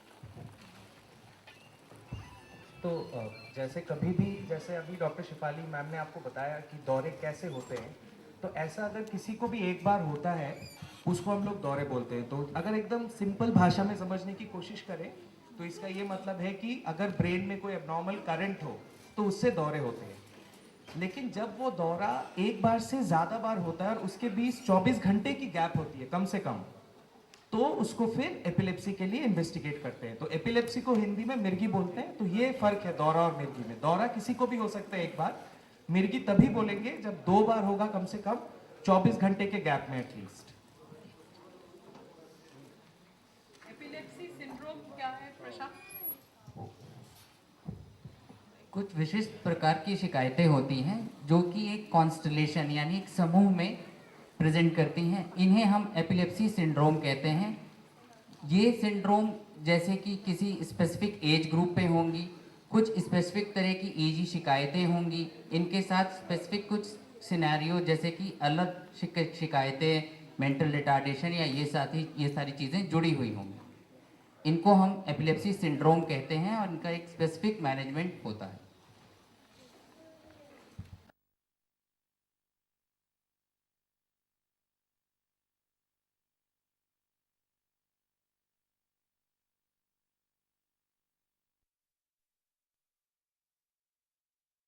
जाता है अपने आप भी। तो अगर हाथ पैर हिल रहे हैं, ये हाथ पैर का हिलना, इसको हम एक्टिव फेज मानते हैं दौरे का। ये आमूमन तौर पे 2 मिनट से कम में ख़त्म हो जाना चाहिए। पर जब ये हाथ पैर का हिलना 5 मिनट या 5 मिनट से ज़्यादा चल रहा है और अपने आप बंद नहीं हो रहा है, हम उस कंडीशन को लंबा दौरा या फिर स्टेटस एपिलेप्टिकस बोलते हैं। स्टेटस एपिलेप्टिकस एक मेडिकल इमरजेंसी है, इसीलिए घर में अगर हाथ पैर हिलने वाला फेज है उसको आपको टाइम करना चाहिए। अगर 5 मिनट से ज़्यादा, और नाक वाली दवाई आप यूज़ करेंगे, जैसे ही दौरा शुरू हुआ आप नाक वाली दवाई यूज़ करेंगे, फिर भी अगर हाथ पैर हिलने वाली चीज़ 5 मिनट से ज़्यादा चल रही है, आपको अस्पताल ले जाना बहुत ज़रूरी है। क्योंकि जितना लंबा ये हाथ पैर हिलना चलता रहेगा, उतना प्रॉब्लम बच्चे में या मिर्गी के मरीज़ में बाद में आएगी। इसमें लाइफ का भी खतरा होता है। तो स्टेटस एपिलेप्टिकस एक मेडिकल इमरजेंसी है और हर किसी हाल में 5 मिनट से ज़्यादा हिलने वाले हाथ पैर मरीज़ को तुरंत अस्पताल ले जाना चाहिए और 2 मिनट से कम आपको टाइम करना चाहिए और नाक में दवाई यूज़ करनी चाहिए। ये भी इम्पॉर्टेंट है कि स्टेटस एपिलेप्टिकस जो है हमारे देश में हमने पाया है कि मरीज़ घंटों बाद आते हैं, घंटों हाथ पैर हिल रहे हैं तब आते हैं जब ब्रेन में डैमेज हो जाता है। इसीलिए इसको इग्नोर ना किया जाए। और एक और चीज़ है, इसको महत्वपूर्ण हम मानते हैं। कई बार मरीज़ के जो रिश्तेदार हैं बोलते हैं उसको दौरा पड़ रहा था, हमने हाथ में चाबी पकड़ाई या जूता सूंघाया तो दौरा बंद हो गया। ये जूता सूंघाने से और चाबी पकड़ाने से दौरा बंद नहीं हुआ। आम तौर पे 90% दौरे अपने आप 2 मिनट में बंद हो जाते हैं। तो जब तक आप चाबी ढूंढ के लाके पकड़ाते हैं, जूता सूंघाते हैं, दौरा बंद ही होता है। तो वो जूता सूंघाना और चाबी दिलवाना वो नहीं करना चाहिए। जब दौरा पड़ता है, टाइम नोट करिए, मरीज को करवट दीजिए, 2 मिनट से ज़्यादा हो रहा है, होने वाला है, नाक में दवाई दीजिए, 5 मिनट से ज़्यादा है तो अस्पताल ले जाइए। थैंक यू डॉक्टर मंजरी। हमने वो बात किया था कि दौरे अगर पड़ रहे हैं तो पहला जो जनरलाइज अगर दोनों हाथ पैर हिलाने वाला दौरा था तो रिकरेंसेस 20 से 30% था। तभी हमने कहा था ना दवाइयाँ तब देते हैं अगर 2 से ज़्यादा दौरे हों, और उसके बाद 2 दौरे के बाद रिकरेंसेस 80% होता है। तो कॉजेज़ तो हम बात कर चुके हैं। एक बड़े इंपॉर्टेंट है कि डॉक्टर विष्णु बताएंगे कि क्या क्या बच्चों में क्या क्या और कोमॉर्बिडिटीज़ हो सकती है, क्या क्या और प्रकार की कठिनाइयाँ हो सकती हैं इन बच्चों में, सिर्फ मिर्गी के अलावा। तो जैसे एक होती है मिर्गी की बीमारी जिसमें सिर्फ दौरे आते हैं, लेकिन आमतौर पे बहुत बार ऐसे भी होता है कि सिवाय मिर्गी के और भी बहुत सारे लक्षण होते हैं इन बच्चों में। जैसे एक होती है कि थोड़ी उनकी बुद्धि की कमी होती है, या मानसिक या शारीरिक विकास में कमी आती है, या फिर जैसे अगर पहले मानसिक शारीरिक विकास सही चल रही थी, दौरे शुरू होने के बाद पीछे होने लग जाते हैं। जो बच्चे स्कूल में जा रहे होते हैं उनको पढ़ाई लिखाई में दिक्कत आ सकती है। उसके अलावा देखने में, सुनने में, उसके अलावा और भी बिहेवियरल प्रॉब्लम्स जैसे ऑटिज्म है, ADHD मतलब जिसमें बच्चा बहुत ज़्यादा हाइपर एक्टिव होता है। तो इन सारी बीमारियों में भी बहुत बार ऐसा देखा गया है कि साथ में दौरे की बीमारी हो सकती है। इसके अलावा दौरे की बीमारी जो और भी न्यूरोलॉजिकल प्रॉब्लम है, जैसे लकवा की बीमारी है, ब्रेन में इन्फेक्शन है, या कोई भी ऐसी लंबी बीमारी शारीरिक किसी और ऑर्गन से रिलेटेड हो, तो उसमें भी हो सकते हैं। तो आमतौर पे इसीलिए भी बोलते हैं कि दौरे की इलाज कराना जरूरी है कि बहुत बार बुद्धि की और शारीरिक विकास की भी क्षति होती है अगर दौरे पड़ते रहे और इलाज सही ना हो। एक और इशू था कि कई बार होता है कि वो दौरे नहीं पड़ रहे होते हैं लेकिन दौरे से मिलती जुलती प्रॉब्लम होती है। तो ये बच्चों में क्या होती है, ये प्रशांत आपको बताएंगे।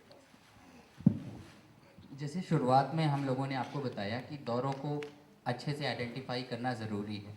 तो ये कुछ मुख्य कारण हैं जो बच्चों में दौरे नुमा शिकायतें होती हैं। इनको आइडेंटिफाई करना इसलिए ज़रूरी है क्योंकि इनमें हमें जो एंटी एपिलेप्टिक ड्रग्स हैं इनको देने की ज़रूरत नहीं होती। बच्चे ये अपने आप, इन्हें थोड़ी बहुत काउंसलिंग की ज़रूरत होती है, ये बच्चे बिल्कुल ठीक होते हैं, इन्हें दवा की ज़रूरत नहीं पड़ती। ये शिकायतें उम्र के हिसाब से भिन्न भिन्न प्रकार की होती हैं। जैसे छोटे बच्चों में सांस को रोक लेना, सांस रोकने के साथ ही बच्चा नीला पड़ जाता है और कई बार अकड़न आ सकती है और वो होश खो देता है। कई बार माँ बाप को ये दौरे की जैसी लगती है और इसके लिए एंटी एपिलेप्टिक ड्रग्स भी शुरू हो जाते हैं, जो कि गलत है। इसी प्रकार हर एज में इस तरीके की अलग अलग तरीके की शिकायतें होती हैं जिसको हमें जानना ज़रूरी है। इसलिए ये निवेदन है हम सभी का कि अगर संभव हो तो वीडियो बना के ज़रूर रखें जो भी इवेंट बच्चे में होता है, ताकि डॉक्टर उसको देख सके और सही निष्कर्ष पे पहुंच सके। हमने अभी स्टडी करी थी जिसमें जो बच्चों को ऐसे हरकतें हो रही थी, तो उसमें देखा है कि काफ़ी प्रतिशत बच्चे हैं जिनको जो दोनों हाथ पैर हिलाने वाली प्रॉब्लम को या वो ब्लैंक होने वाली प्रॉब्लम को कर रहे हैं, उनको बेसिकली क्या है, लेकिन वो अपने आप को चोट नहीं लगाते हैं कुछ वो। लेकिन हम कहते हैं ना कि यूरिनल स्टूल अगर हो जाता है कई बार तो आपको लगता है कि सीरियस है। हमारे पास तो 2 बच्चे ऐसे थे जिन्होंने वो भी कर लिया जब वो साइकोजेनिक वाले जो इवेंट्स थे। तो ये हमें सोचना चाहिए कि हर बच्चे की भी अपनी साइकोलॉजिकल नीड्स होती है। अगर उनको भी स्ट्रेस आता है, हम लोग कहते हैं हम बिजी हैं, हमारे को बड़ा स्ट्रेस है, बच्चों में भी टेंशन होती है, वो किसी डिफरेंट वे में उभर के आती है। तो वेरी इंपॉर्टेंट टू अंडरस्टैंड। तो इसलिए जो वीडियो रिकॉर्ड करना इज इम्पॉर्टेंट, ताकि डॉक्टर को ज़्यादा अंडरस्टैंडिंग होती है। लेकिन जब वो प्रॉब्लम्स होती हैं तो फिर हम उसको वीडियो ईजी करते हैं। उसमें कुछ इंडक्शन टेक्निक्स होती हैं, हम बच्चे से बात करते हैं, कुछ ट्यूनिंग फोक रखते हैं, फिर वो इवेंट वहाँ होता है, फिर हम ईजी में देखते हैं कि वो दौरा नहीं है और हम इंड्यूस वो कर रहे हैं इवेंट को। तो उससे इंपॉर्टेंट है टू अंडरस्टैंड कि बच्चों के अंदर भी टेंशन से और साइकोलॉजिकल स्ट्रेसेस से प्रॉब्लम्स हो सकती हैं। And 40% of these children were on drugs, जो हमारे पास आए थे, जो हमने अभी स्टडी करके देखा। तो अभी क्या क्या इन्वेस्टिगेशंस हमें करनी चाहिए, जैसे आप डॉक्टर विष्णु आपको बता देते हैं। आम तौर पे जैसे अभी ये हमारे देश में, क्योंकि जैसे कंट्रीज होते हैं उस हिसाब से दौरे के कारण भी भिन्न भिन्न होता है। तो जैसे हमारे इधर इन्फेक्शन कॉमन होता है, तो सबसे ज़रूरी है एक सीटी स्कैन या एमआरआई करना, वो भी कॉन्ट्रास्ट के साथ। तो आमतौर पे आपसे जब आप ओपीडी में पहुंचेंगे, डॉक्टर ये ज़रूर पूछते हैं कि दवाई के साथ हुई थी सीटी स्कैन या एमआरआई कि बगैर दवाई की हुई थी। तो आमतौर पे एक दवाई के साथ सीटी स्कैन या एमआरआई होनी चाहिए। तो जैसे अभी डिस्कशन हुई थी, जैसे न्यूरोसिस्टिक सर्कोसिस है, ट्यूबरकुलोसिस है, ये कॉमन बीमारियां होती है जिनसे दौरे होते हैं। तो एक तो वो रूल आउट करना चाहिए सबसे पहले। अगर वो नॉर्मल होता है फिर हम लोग ईजी करते हैं आमतौर पे। और अगर पहला दौरा है तो उसमें कुछ एक्शन नहीं करते हैं, लेकिन अगर इनमें प्रॉब्लम्स आता है तो उस हिसाब से दवाई की शुरू करते हैं। तो हर दौरे में ये 2 जांचें एसेंशियल होती है, एक एमआरआई या सीटी स्कैन दवाई के साथ और एक ईजी की जांच। और वो इमेजिंग नॉर्मल है। और हमारे को जब कभी कोई सिंड्रोम्स वगैरह जैसे रेट सिंड्रोम बता रहे थे, वो चौंकने वाले वो वाले इशू में है, दवाई बंद करने से पहले। और कई बार क्या होता है, बच्चे की बिहेवियर में प्रॉब्लम्स आ जाती हैं या बच्चा सुस्त हो जाता है, तब हमें देखना पड़ता है कि उनको नॉन कन्वल्सिव स्टेटस तो नहीं है। उसके सिचुएशन में हम ईजी कराते हैं। ब्लड इन्वेस्टिगेशंस का उतना कोई रोल नहीं है एक्सेप्ट इन स्पेसिफिक सिचुएशंस। उसके लिए सीएसएफ के लिए अगर कुछ सीएनएस इन्फेक्शन हम सस्पेक्ट करते हैं या मेटाबॉलिक कारण और ऑटो इम्यून वाले कारण जो है हमारे कुछ रिसेंटली हमने देखा है काफ़ी ऑटो इम्यून कारण भी हैं एपिलेप्सी के, तो उसके अंदर देखते हैं, but that will be specific case to case basis. And अगर आप पूरा प्रोपोर्शन ऑफ एपिलेप्सी देखें उसमें बहुत कम में होते हैं। और जेनेटिक टेस्ट अगर बच्चे की शक्ल के बनावट में कुछ नुक्स दिखता है, तब अगर कुछ लगता है या कुछ हेड का साइज बड़ा लगता है, तभी जेनेटिक टेस्ट वगैरह की कराने की जरूरत होती है, या फैमिली में ज़्यादा बच्चों को ये प्रॉब्लम है। मीनवाइल मेरे कोलीग्स क्वेश्चंस को कैटेगराइज कर रहे हैं, फिर we will just answer your queries. This is categorising. Please look money. जो मिर्गी की दवाइयाँ हैं उनमें 2 चीज़ इम्पोर्टेंट है। एक तो है जो दवाई है वो सही डोज में चलनी चाहिए। अगर आपका बच्चा 20 kg का है तो पर kg अनुसार दवाई चलती है। जैसे डॉक्टर शिफाली ने पहले बताया, कई बार ऐसा पाया जाता है कि आप लोग डॉक्टर बदलते रहते हैं, तो हर नया डॉक्टर एक नई दवाई शुरू कर देता है और हर दवाई चल रही होती है। बच्चे मतलब 20 kg का बच्चा है तो 5 kg बच्चे की दवाई चल रही होती है, तो उससे कोई लाभ नहीं होना है। तो पहला प्रिंसिपल है, एक दवाई अच्छे डोज में, जो बच्चे की डोज है उसमें चलाएं। अगर एक दवाई अच्छे डोज में फेल हो रही है तब सेकंड दवाई स्टार्ट होती है और उसको बिल्डअप करते हैं पर kg डोज में। ऐसा नहीं है कि 4-5 दवाइयां चल रही हैं और सब 20 kg के बजाय 5 kg बच्चे की डोज चल रही है। तो ये पहला मुख्य प्रिंसिपल है। सेकंड है, आपकी जब दवाई चल रही है बच्चे की, तो एक दिन भी आपको दवाई भूलनी नहीं। अगर आप दवाई भूल गए तो जरूर दौरा आएगा। इसको हम ब्रेक थ्रू सीजर्स बोलते हैं और बहुत कॉमन कारण है दवाई जो भूल जाते हैं आप लोग, उसकी वजह से दौरा पड़ना। तो किसी जिम्मेदार मनुष्य को घर में दवाई का जो है देखना पड़ेगा कि बच्चे को दवाई उसने दी है और बच्चे ने दवाई उनके सामने ली है, क्योंकि अमूमन बच्चे शरारती भी होते हैं। कई बार दवाई अंदर डाली और थूक देते हैं कोने में जाके। तो जरूरी है कि बच्चा दवाई निगले माँ बाप के सामने, ताकि पता चले कि दवाई असल में अंदर गई है।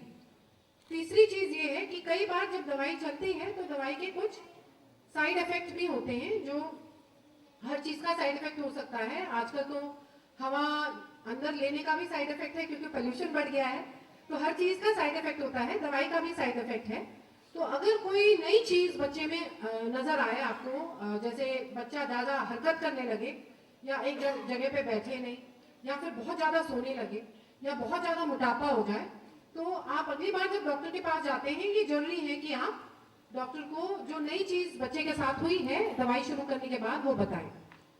उसके अलावा ये जरूरी है कि अगर बच्चे 2 या 2 से ज्यादा दवाई ठीक डोज में चल रही है, 2 या 2 से ज्यादा दवाई ठीक डोज में चल रही है, फिर भी अगर बच्चे को दौरे पड़ रहे हैं, तो जरूरी है कि आप हायर सेंटर में आए, कि इस चीज को हम बोलते हैं दवाई से न ठीक होने वाली मिर्गी। जब 2 दवाइयां फेल हो जाएं अच्छे डोज में, प्रोवाइडेड कि बच्चे को दवाई रोज मिल रही है और प्रोवाइडेड कि हमारी डायग्नोसिस सही है। अगर जो हमने बोला मानसिक प्रकार का दौरा है या ब्रेथ होल्डिंग स्पेल्स है, तो वो दवाई से ठीक नहीं होगा। तो पहली चीज देखना जरूरी है कि डायग्नोसिस सही है कि नहीं।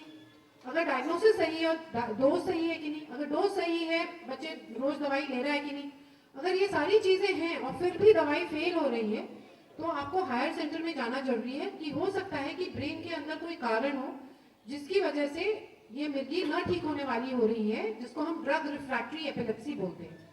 ड्रग रिफ्रैक्टरी एपिलेप्सी के बहुत सारे कारण हैं और हमारे देश में छोटे से छोटे से लेके बड़े से बड़े कारण भी मौजूद हैं। ये ड्रग रिफ्रैक्टरी एपिलेप्सी सर्जरी से क्योर हो सकती है, या फिर जो पीडियाट्रिक्स में स्पेशल डाइट्स होती हैं, ये स्पेशल डाइट से भी ये मिर्गी कंट्रोल हो सकती है। तो इसीलिए आपको हायर सेंटर में जाने की जरूरत पड़ती है। इसके अलावा एक नियमित टाइम रखें। ऐसा नहीं है कि एक दिन आप दवाई 10 बजे सुबह दे रहे हैं और दूसरे दिन वो ही दवाई सुबह की डोज आप 12 बजे दे रहे हैं, या फिर आप किसी शादी में गए और बच्चे की दवाई ले जाना भूल गए, या आप अपने घर से अपने माता पिता के घर गए और फिर दवाई लेना भूल गए, या फिर आप बोलते हैं कि दवाई खत्म हो गई थी। तो हम लोग अक्सर मरीज को बोलते हैं कि भैया आप आटा जब खत्म होता है, कि आटा खत्म होने के 1 घंटे बाद, 1 हफ्ते बाद आप लाते हैं क्या खरीद के? आटा जब खत्म होने वाला है तभी आप नया बोरा ले आते हैं आटे का। 1 हफ्ता बचा होता है, 2-3 दिन बचा होता है, तब आप नया बोरा लेके आते हैं आटे का। वैसे ही दवाई खत्म होने के पहले खरीदनी होती है। ये नहीं कि खत्म हो जाए और आप वेट कर रहे हैं 1 हफ्ता, फिर दौरा आएगा, फिर आप बोलोगे दवाई ले रहे हैं, फिर भी दौरा आ रहा है। और दवाई कभी भी एकदम से बंद न करें। अगर दवाई एकदम से बंद करेंगे तो दौरा भी बड़े रूप में वापस आएगा। दवाई सिर्फ डॉक्टर बंद करते हैं अपने आप सोच समझ के, मरीज को अपने आप दवाई बंद नहीं करनी चाहिए। Thank you. हम तो मैनेजेबल एज में जा रहे हैं तो कोशिश करते हैं वैल्फ्रेट वगैरह ना करके लिमोट्रिजिन वगैरह शुरू करें। ये सब चीज़ें बात हो चुकी है। अभी बेसिकली इंपॉर्टेंट अभी I will request madam Poonam Natarajan to tell कि जो अभी जो बच्चे हैं जिनको दौरों की प्रॉब्लम है, इजीली कंट्रोल हो जाती है तो ठीक है, उसका कोई डिसेबलिंग नहीं है, उसका कोई इशू नहीं है, they can have normal size nice time. पर अगर जिनको बार बार दौरे पड़ रहे हैं, जो डिफिकल्ट टू ट्रीट एपिलेप्सी है, जैसे डॉक्टर मंजरी ने बताया, उनमें और जिनके अंदर एसोसिएटेड और प्रॉब्लम है, सेरेब्रल पॉल्सी है, उस सब, उसके लिए गवर्नमेंट ने हमें क्या सपोर्ट दिया है, because madam was chairperson of national trust for so many years. तो इसमें मतलब and how can they benefit, क्या इंश्योरेंस इश्यूज हैं, क्या है, ये मैडम। अच्छा, मैं गवर्नमेंट सपोर्ट से ज़्यादा as a parent I would like, because I have had a child with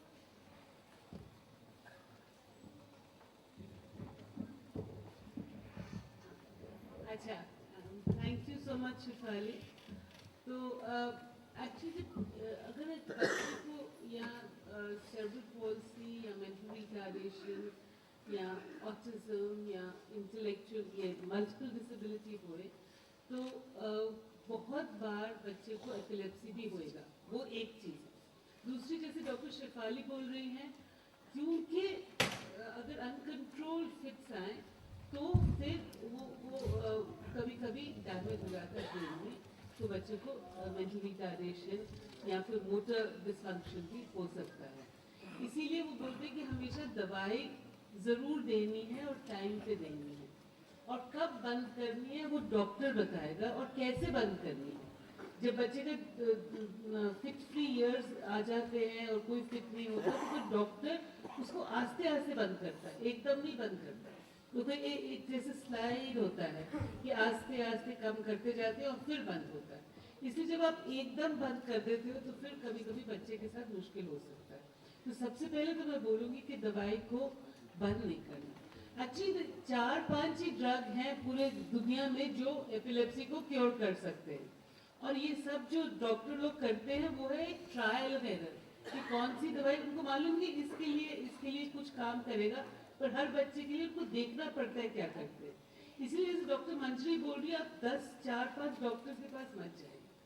एक डॉक्टर के साथ अगर आप एपिलेप्सी का मैनेजमेंट करेंगे तब बहुत ही अच्छा होगा, क्योंकि फिर वो डॉक्टर उसको ठीक से मॉनिटर और मैनेज कर पाएगा और कौन सी दवाई सबसे अच्छी है। क्योंकि जो बच्चे हमारे हैं ना जिनको सेरेब्रल पॉल्सी या इंटेलेक्चुअल डिसेबिलिटी है, वो काफ़ी टाइम जैसे मैं एज ए पेरेंट बात कर रही हूँ, मेरा बेटा तो बहुत रोता रहता था जब उसको दवाई देते थे, तो बहुत टाइम लगा डिसाइड करने के लिए कि कौन सा ड्रग है सबसे अच्छा जो उसके लिए सूट करता है। तो ये बहुत इम्पोर्टेंट है कि अगर एक ही डॉक्टर आपके बच्चे को बहुत अच्छे से जान जाए तो वो सबसे अच्छा रहेगा। दूसरी बात है ये जो चार्ट आपको दिया है ना, डॉक्टर शिफाली ने यहाँ पर एक चार्ट बना के दिया है कि अगर कभी कभी हमको प्रॉब्लम होता है कि एपिलेप्सी कंट्रोल नहीं हो सकती, जो रिफ्रैक्टरी एपिलेप्सी बोल रहे हैं, तो कोई भी दवाई दे फिर भी वो कंट्रोल नहीं होती, और फिर हम लोग सोचते हैं क्या करें, क्या आयुर्वेदा जाएं या होम्योपैथी, पर ज़्यादा से ज़्यादा लगता है कि कैसे हम लोग इसको ट्रीट करें। और डॉक्टर मंजरी बोल रही है कि कोई जैसे डाइट से हो सकता है ट्रीट, पर सबसे पहले तो मैं बोलूँगी कि आपको अगर बहुत अच्छे से डॉक्टर का सलाह चाहिए तो आप अपनी जो डायरी में नोट करिए कि कब फिट आया, कैसा फिट आया, कितनी देर रहा, और फिट आने से पहले क्या हुआ और फिट आने के बाद क्या हुआ।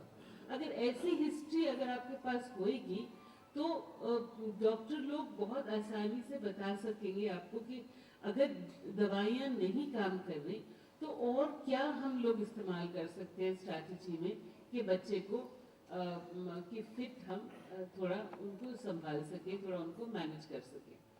तो ये जो फिट एपिलेप्सी का है, डॉक्टर शिफाली बोल रही थी कि गवर्नमेंट ने क्या क्या करा, तो अभी तो गवर्नमेंट का there is no such scheme really, but whatever the schemes of national राष्ट्रीय न्यास में जो भी स्कीम्स थी वो हर बच्चे के लिए थी, जो अगर सेरेब्रल पॉल्सी और इंटेलेक्चुअल डिसेबिलिटी और ऑटिज्म और multiple disability with or without epilepsy. So I don't think this is appropriate for me to talk about all the schemes here.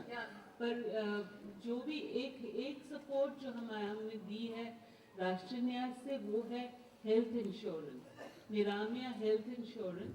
वो निरामया हेल्थ इंश्योरेंस है हर बच्चे के लिए जिस बच्चे को cerebral palsy, autism, intellectual mental retardation या मल्टीपल डिसेबिलिटी है, और उससे जो बच्चे जिनको एपिलेप्सी है वो दवाइयों के लिए पैसे जो क्लेम कर उनको जो भी पैसे खर्च करते हैं वो क्लेम कर सकते हैं निरामया के अंदर। So that is the scheme that we are giving for epilepsy, that you can claim for the anti epileptic drugs from the Niramaya health insurance. Thank you so much ma'am. Ma'am का इतना support रहा, इतने सबको epilepsy के साथ क्या support है, and because he is heading that राष्ट्रीय बाल स्वास्थ्य कार्यक्रम, so they are going to help us in a major way. So, thank you Dr. Shefali for introducing me. मैं सबसे पहले तो आपका बहुत शुक्रिया अदा करता हूँ कि आपने इतना एक स्पेशल प्रोग्राम आज अरेंज किया है आपने मिर्गी की प्रॉब्लम के बारे में, क्योंकि मिर्गी की प्रॉब्लम जैसे सबने बताया कि बहुत ही कॉमन है, और इतनी कॉमन है जो मुझे देख के लग रहा है कि हर 100 लोगों में से एक को मिर्गी का दौरा है। मतलब इतनी कॉमन बीमारी है। 1% का मतलब होता है यदि आप 100 लोग बैठे हैं तो 100 में से अंदाजन एक आदमी को एपिलेप्सी का दौरा पड़ेगा। इसका मतलब उसका इलाज करना है। और ये प्रॉब्लम जो है हमारे देश में, क्योंकि देश की पॉपुलेशन काफ़ी है, बच्चे भी बहुत हैं, तो ये प्रॉब्लम बच्चों में बहुत ज़्यादा है। अभी दूसरी जो बात मैं कहना चाहूँगा आपको बताने के लिए सरकार की तरफ से, क्योंकि मैं स्वास्थ्य मंत्रालय में काम करता हूँ, मैं बच्चों के स्वास्थ्य के प्रोग्राम्स को हम मैनेज करते हैं। तो हमने रिसेंटली अभी 1 साल के दौरान में हमने एक नया प्रोग्राम शुरू किया है जिसका नाम है राष्ट्रीय बाल स्वास्थ्य कार्यक्रम। न उस राष्ट्रीय बाल स्वास्थ्य कार्यक्रम में हम हर बच्चे को पैदा होने से लेके 18 साल तक के हर बच्चे को हम स्क्रीन कर रहे हैं। स्क्रीन का मतलब उसको हम देख रहे हैं कि उसको कोई दौरा तो नहीं पड़ता, कि उसको ऑटिज्म तो नहीं है, कोई डेवलपमेंट डिले तो नहीं है, कोई उसको बर्थ डिफेक्ट तो नहीं है, या कुछ जो बीमारियां होती हैं जिसको हम बोलते हैं डेफिशिएंसी डिजीजेस तो नहीं है, विटामिन ए की प्रॉब्लम, विटामिन डी की प्रॉब्लम। तो कहने का मतलब हमने एक इंतज़ाम शुरू किया है जिसको हम बोलते हैं प्रिवेंटिव स्क्रीनिंग। ये नहीं कि जब बीमारी हो तभी आप डॉक्टर के पास जाएं। तो हमने पूरे देश में वो टीम्स जो हैं हमारी काम कर रही हैं, और अभी वो क्योंकि प्रोग्राम अभी वो बन रहा है अभी, तो अभी दिल्ली में भी वो टीम नहीं बनी है, पर बाकी जगह दिल्ली से बाहर बाकी प्रांतों में वो टीम्स काम कर रही हैं। कोई 10,000 टीम्स हैं हमारी, और हर टीम में कम से कम 3 से 4 डॉक्टर्स हैं, और वो हर स्कूल में जाते हैं, हर आंगनवाड़ी में जाते हैं, और जहाँ बच्चा पैदा होता है वहाँ पर भी जाके वो पता करते हैं कि बच्चे को कुछ स्क्रीनिंग करते हैं, प्रॉब्लम है कि नहीं। वो जो बीमारियों को जो स्क्रीनिंग करते हैं उसमें जो इम्पोर्टेंट बात बताने की ये है कि जो कन्वर्सिव डिसऑर्डर है, या जिसको हम एपिलेप्सी कहते हैं या जिसको मिर्गी कहते हैं, वो भी उन स्क्रीनिंग बीमारियों में अवेलेबल है। और हम गवर्नमेंट ऑफ इंडिया की तरफ से कोशिश कर रहे हैं कि जितने भी एपिलेप्सी के बच्चे डायग्नोज हों उनके लिए फ्री ट्रीटमेंट, फ्री काउंसलिंग का इंतज़ाम करने की हम प्लानिंग कर रहे हैं। उसके लिए हम डॉक्टर शिफाली के साथ बैठ के एक नेशनल लेवल का प्रोग्राम बना रहे हैं। जिस तरह हमारा प्रोग्राम है ना, टीबी प्रोग्राम है, टीबी प्रोग्राम में आपको मालूम होगा कि सरकार की तरफ से टीबी के हर पेशेंट को दवाई फ्री मिलती है, कहीं भी वो बीमारी डायग्नोज होती है। तो उसी तरह हम एक कोशिश कर रहे हैं कि हम एपिलेप्सी के बच्चों के लिए भी, मिर्गी के बच्चों के लिए भी हम फ्री मैनेजमेंट का इंतज़ाम करें। तो वो प्रोग्राम हम बना रहे हैं। मे भी जब हम अगली बार मिलेंगे आपको उसके बारे में पूरा बताएंगे। तो ये एक नया प्रोग्राम है जिसका नाम है राष्ट्रीय बाल स्वास्थ्य कार्यक्रम। क्योंकि आप अक्सर ज़्यादातर लोग यहाँ पर दिल्ली के रहने वाले हैं, और ये प्रोग्राम दिल्ली में शुरू नहीं हुआ है, बाकी जगह शुरू हो गया है, इसलिए शायद आप लोगों को मालूम नहीं होगा इस प्रोग्राम के बारे में। पर मैं भी जल्दी से, आजकल हमारे स्वास्थ्य मंत्री जो मिस्टर जैन हैं दिल्ली के, उनसे भी बात चल रही है, और दिल्ली में भी ये प्रोग्राम जल्दी शुरू होगा। धन्यवाद doctor Gulati. Thank you so much sir. Before we ask the questions, आपने जो बोले इससे पहले invite doctor Sharad Chandra who is our neuro surgeon. तो अभी वो जो एपिलेप्सी सर्जरी के लिए क्या इंडिकेशन होते हैं वो ये बताएंगे, तो उसके बाद मैं सर्जरी वाले सवाल पहले ले लूँगी ताकि इनका वो एपिलेप्सी सर्जरी के लिए क्या फायदा हो सकता है, और डिफिकल्ट टू ट्रीट एपिलेप्सी की सिचुएशन में एपिलेप्सी सर्जरी का क्या रोल है इन अ वेरी नटशेल। देखिए, अभी तक हम लोगों ने करीबन 700 बच्चों को सर्जरी किया, जिसमें सर्जरी सक्सेसफुल हुआ है। वो देश में सबसे बड़ा प्रोग्राम है। सो नॉर्मली जब हम सर्जरी बोलते हैं तो आप लोगों का क्या रिएक्शन होता है? आप लोगों का ये रिएक्शन होता होगा कि ये तो बहुत डेंजरस है, ये बिल्कुल लास्ट स्टेजेस में करना चाहिए, ये जब बच्चे के लिए और कुछ अपॉर्चुनिटी और कोई ऑप्शंस नहीं है तो तभी ऑपरेशन करना चाहिए। मैं 2-3 बातें बोलना चाहता हूँ। एक है, नंबर 1, जैसे ही हमें पता चला है कि इस बच्चे को दवाइयों से ठीक नहीं हो सकती है, वेदर MRI में कुछ निकला या नहीं निकला हो, but still we can consider epilepsy surgery. तो कोई भी बच्चों में अगर मान लीजिए 2 दवाइयों से ठीक नहीं हो रहा है और बाकी समय के लिए, जैसे अभी बताया गया आपको, बाकी सारी दवाइयों को कोशिश करने की जरूरत नहीं है, उसी समय हमें देखना पड़ेगा कि एपिलेप्सी सर्जरी हो सकती है। दूसरी बात, अगर दौरे पड़ रहे हैं तो बच्चों को क्या दिक्कत हो सकती है? एक तो नंबर 1, दौरे पड़ते जाएंगे तो जो ब्रेन में कोशिकाएं हैं वो खत्म होते जाएंगे, तो उसकी जो बुद्धि है खत्म होती जाएगी, और उसका जो रिस्क ऑफ डेथ है वो भी बढ़ता जाएगा। तो नॉर्मली ये बताया गया कि जो कोई भी बच्चे को अगर मिर्गी की बीमारी है तो risk of death 0.5% per year होता है। तो जैसे 10 साल तक मिर्गी की बीमारी है तो 5% रिस्क ऑफ डेथ होता है। इसलिए यही दो कारण की वजह से हमें सर्जिकल ऑप्शंस बहुत ही जल्दी सोचना चाहिए। दूसरा, ये जो ड्रग रेजिस्टेंट एपिलेप्सी जिसे बोलते हैं, जहाँ पे दवाइयों की वजह से एपिलेप्सी ट्रीटमेंट नहीं होता है, ये बाकी एंटीबायोटिक रेजिस्टेंट ट्यूबरकुलोसिस या एंटीबायोटिक रेजिस्टेंट डिजीजेस जैसा नहीं है। इसका मतलब ये नहीं है कि आप खूब सारे दवाइयाँ कोशिश करें, फिर ठीक नहीं हो रहा है तो फिर जाके आप सर्जरी के बारे में सोचिए। It is not a treatment of last resort. ये जो ड्रग रेजिस्टेंट एपिलेप्सी है ये डी नोवो है। इसका मतलब उस पेशेंट में ऐसा बायोलॉजिकल कंस्टिट्यूशन है कि वो पेशेंट ही ड्रग रेजिस्टेंट एपिलेप्सी है उसका। इसका मतलब अगर 2 दवाइयों से ठीक नहीं होता है प्रॉपर कॉम्बिनेशन में, तो हमें इमीडिएटली सर्जरी के बारे में सोचना चाहिए। और ये एक बार हमने प्रूव कर दिया कि ड्रग रेजिस्टेंट एपिलेप्सी है, तो सर्जिकल ऑप्शन जितना जल्दी हो उतना जल्दी हमें देना चाहिए। मैं ये बताना चाहता हूँ कि हमारे एक्सपीरियंस में the success of surgery is as high as 80 to 90% in properly selected cases and proper indications. और इसका रिस्क भी जो है काफ़ी कम है, लेस देन 0.5%। तो इसी के वजह से we have to consider epilepsy surgery if the child is not getting treated by medicine. Developmental delay has got nothing to do with surgical intervention. In fact, A lot of children with developmental delay who may have intractable epilepsy. I will give you an example. We have in fact published it very recently also. We have operated large number of kids जिनको drop attacks होता है। तो बच्चा चलता रहता है, suddenly epilepsy होता है जिसकी वजह से ड्रॉप होकर नीचे गिर के सर पे चोट लग जाती है। तो कुछ बच्चों में ऐसे ड्रॉप अटैक्स करीबन 200-300 पर डे हो सकता है। तो उनके माँ बाप जो है they are totally fed up with the child. बच्चे को एक हेलमेट पहना के रखते हैं और हर समय टेंशन में रहते हैं। हम जब ऑपरेशन, बच्चे का तो सिवियर मेंटल रिटार्डेशन, बट जब ऑपरेशन करते हैं, जब ये ड्रॉप अटैक्स रुक जाता है, तो पेरेंट्स की जो क्वालिटी ऑफ लाइफ है वो that takes a big jump. वो बच्चे को वो ज़्यादा अच्छी तरह केयर कर सकते हैं। उसमें एक parent will be able to go back to the job. तो उनकी जो लाइफस्टाइल है उसमें भी बहुत बड़ी डिफरेंस आती है।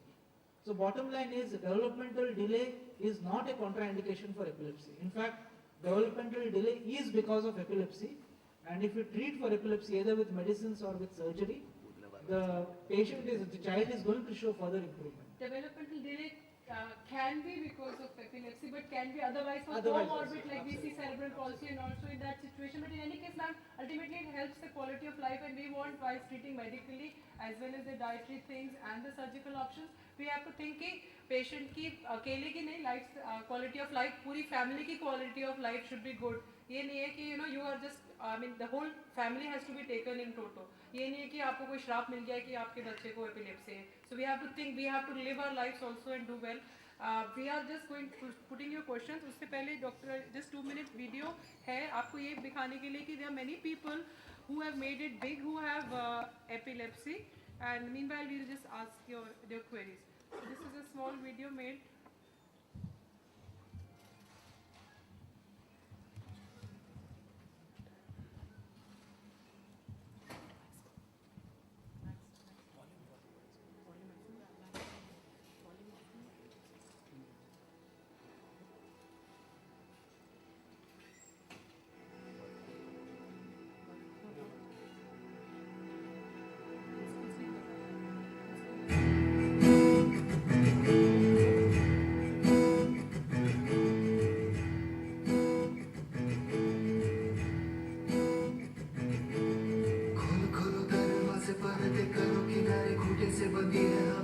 के छुड़ाओ सारे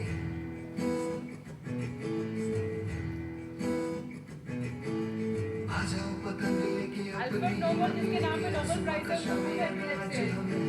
जॉन्टी रोज तो हमें पता है बिकॉज़ सब लोग क्रिकेट के शौकीन हैं। क्यों इस कदर हैरान तू मौसम का है मेहमान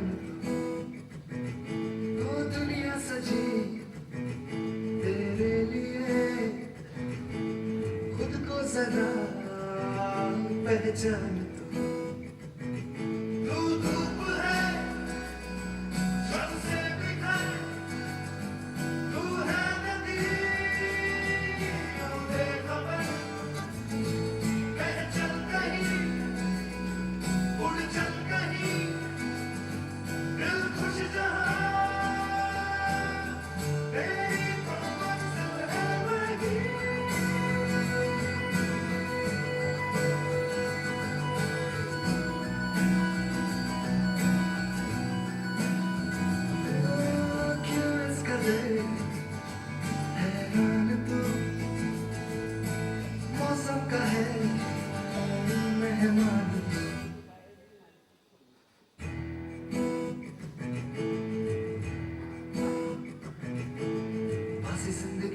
ताजी ताजी हंसने को राजी गर्मा गर्म सारी अभी अभी है उतारी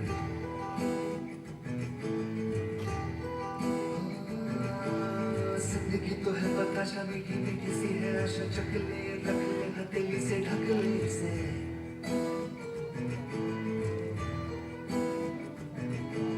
तुझ में अगर प्यास है बारिश का घर भी पास है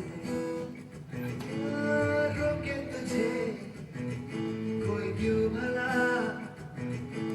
संग संग तेरे आकाश है तू धूप है शम्स निखर तू है नदी तो बेखबर बह चल कहीं उड़ चल कहीं दिल खुश जहां तेरी तो मंजिल है वही Thank you. Now the questions. आपने बहुत सारे सवाल थे. I am going to categorize. Does playing too much of ये सब सवाल है about the etiology. तो Dr. Manjari Bishrup and Prashant will be mainly asking. Does playing too much of TV games, video games, watching too much TV, computer, etc. lead to seizure or epilepsy in children? Very rapid fire है, yes or no? हाँ.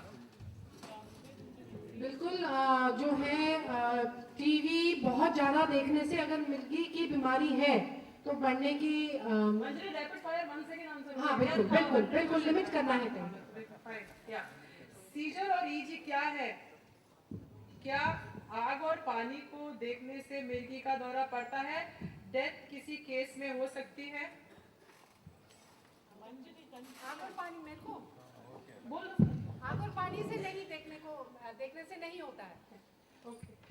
Does it happen through heredity, Bishwarup? Is there any permanent cure? Rapid fire. Does it happen through heredity?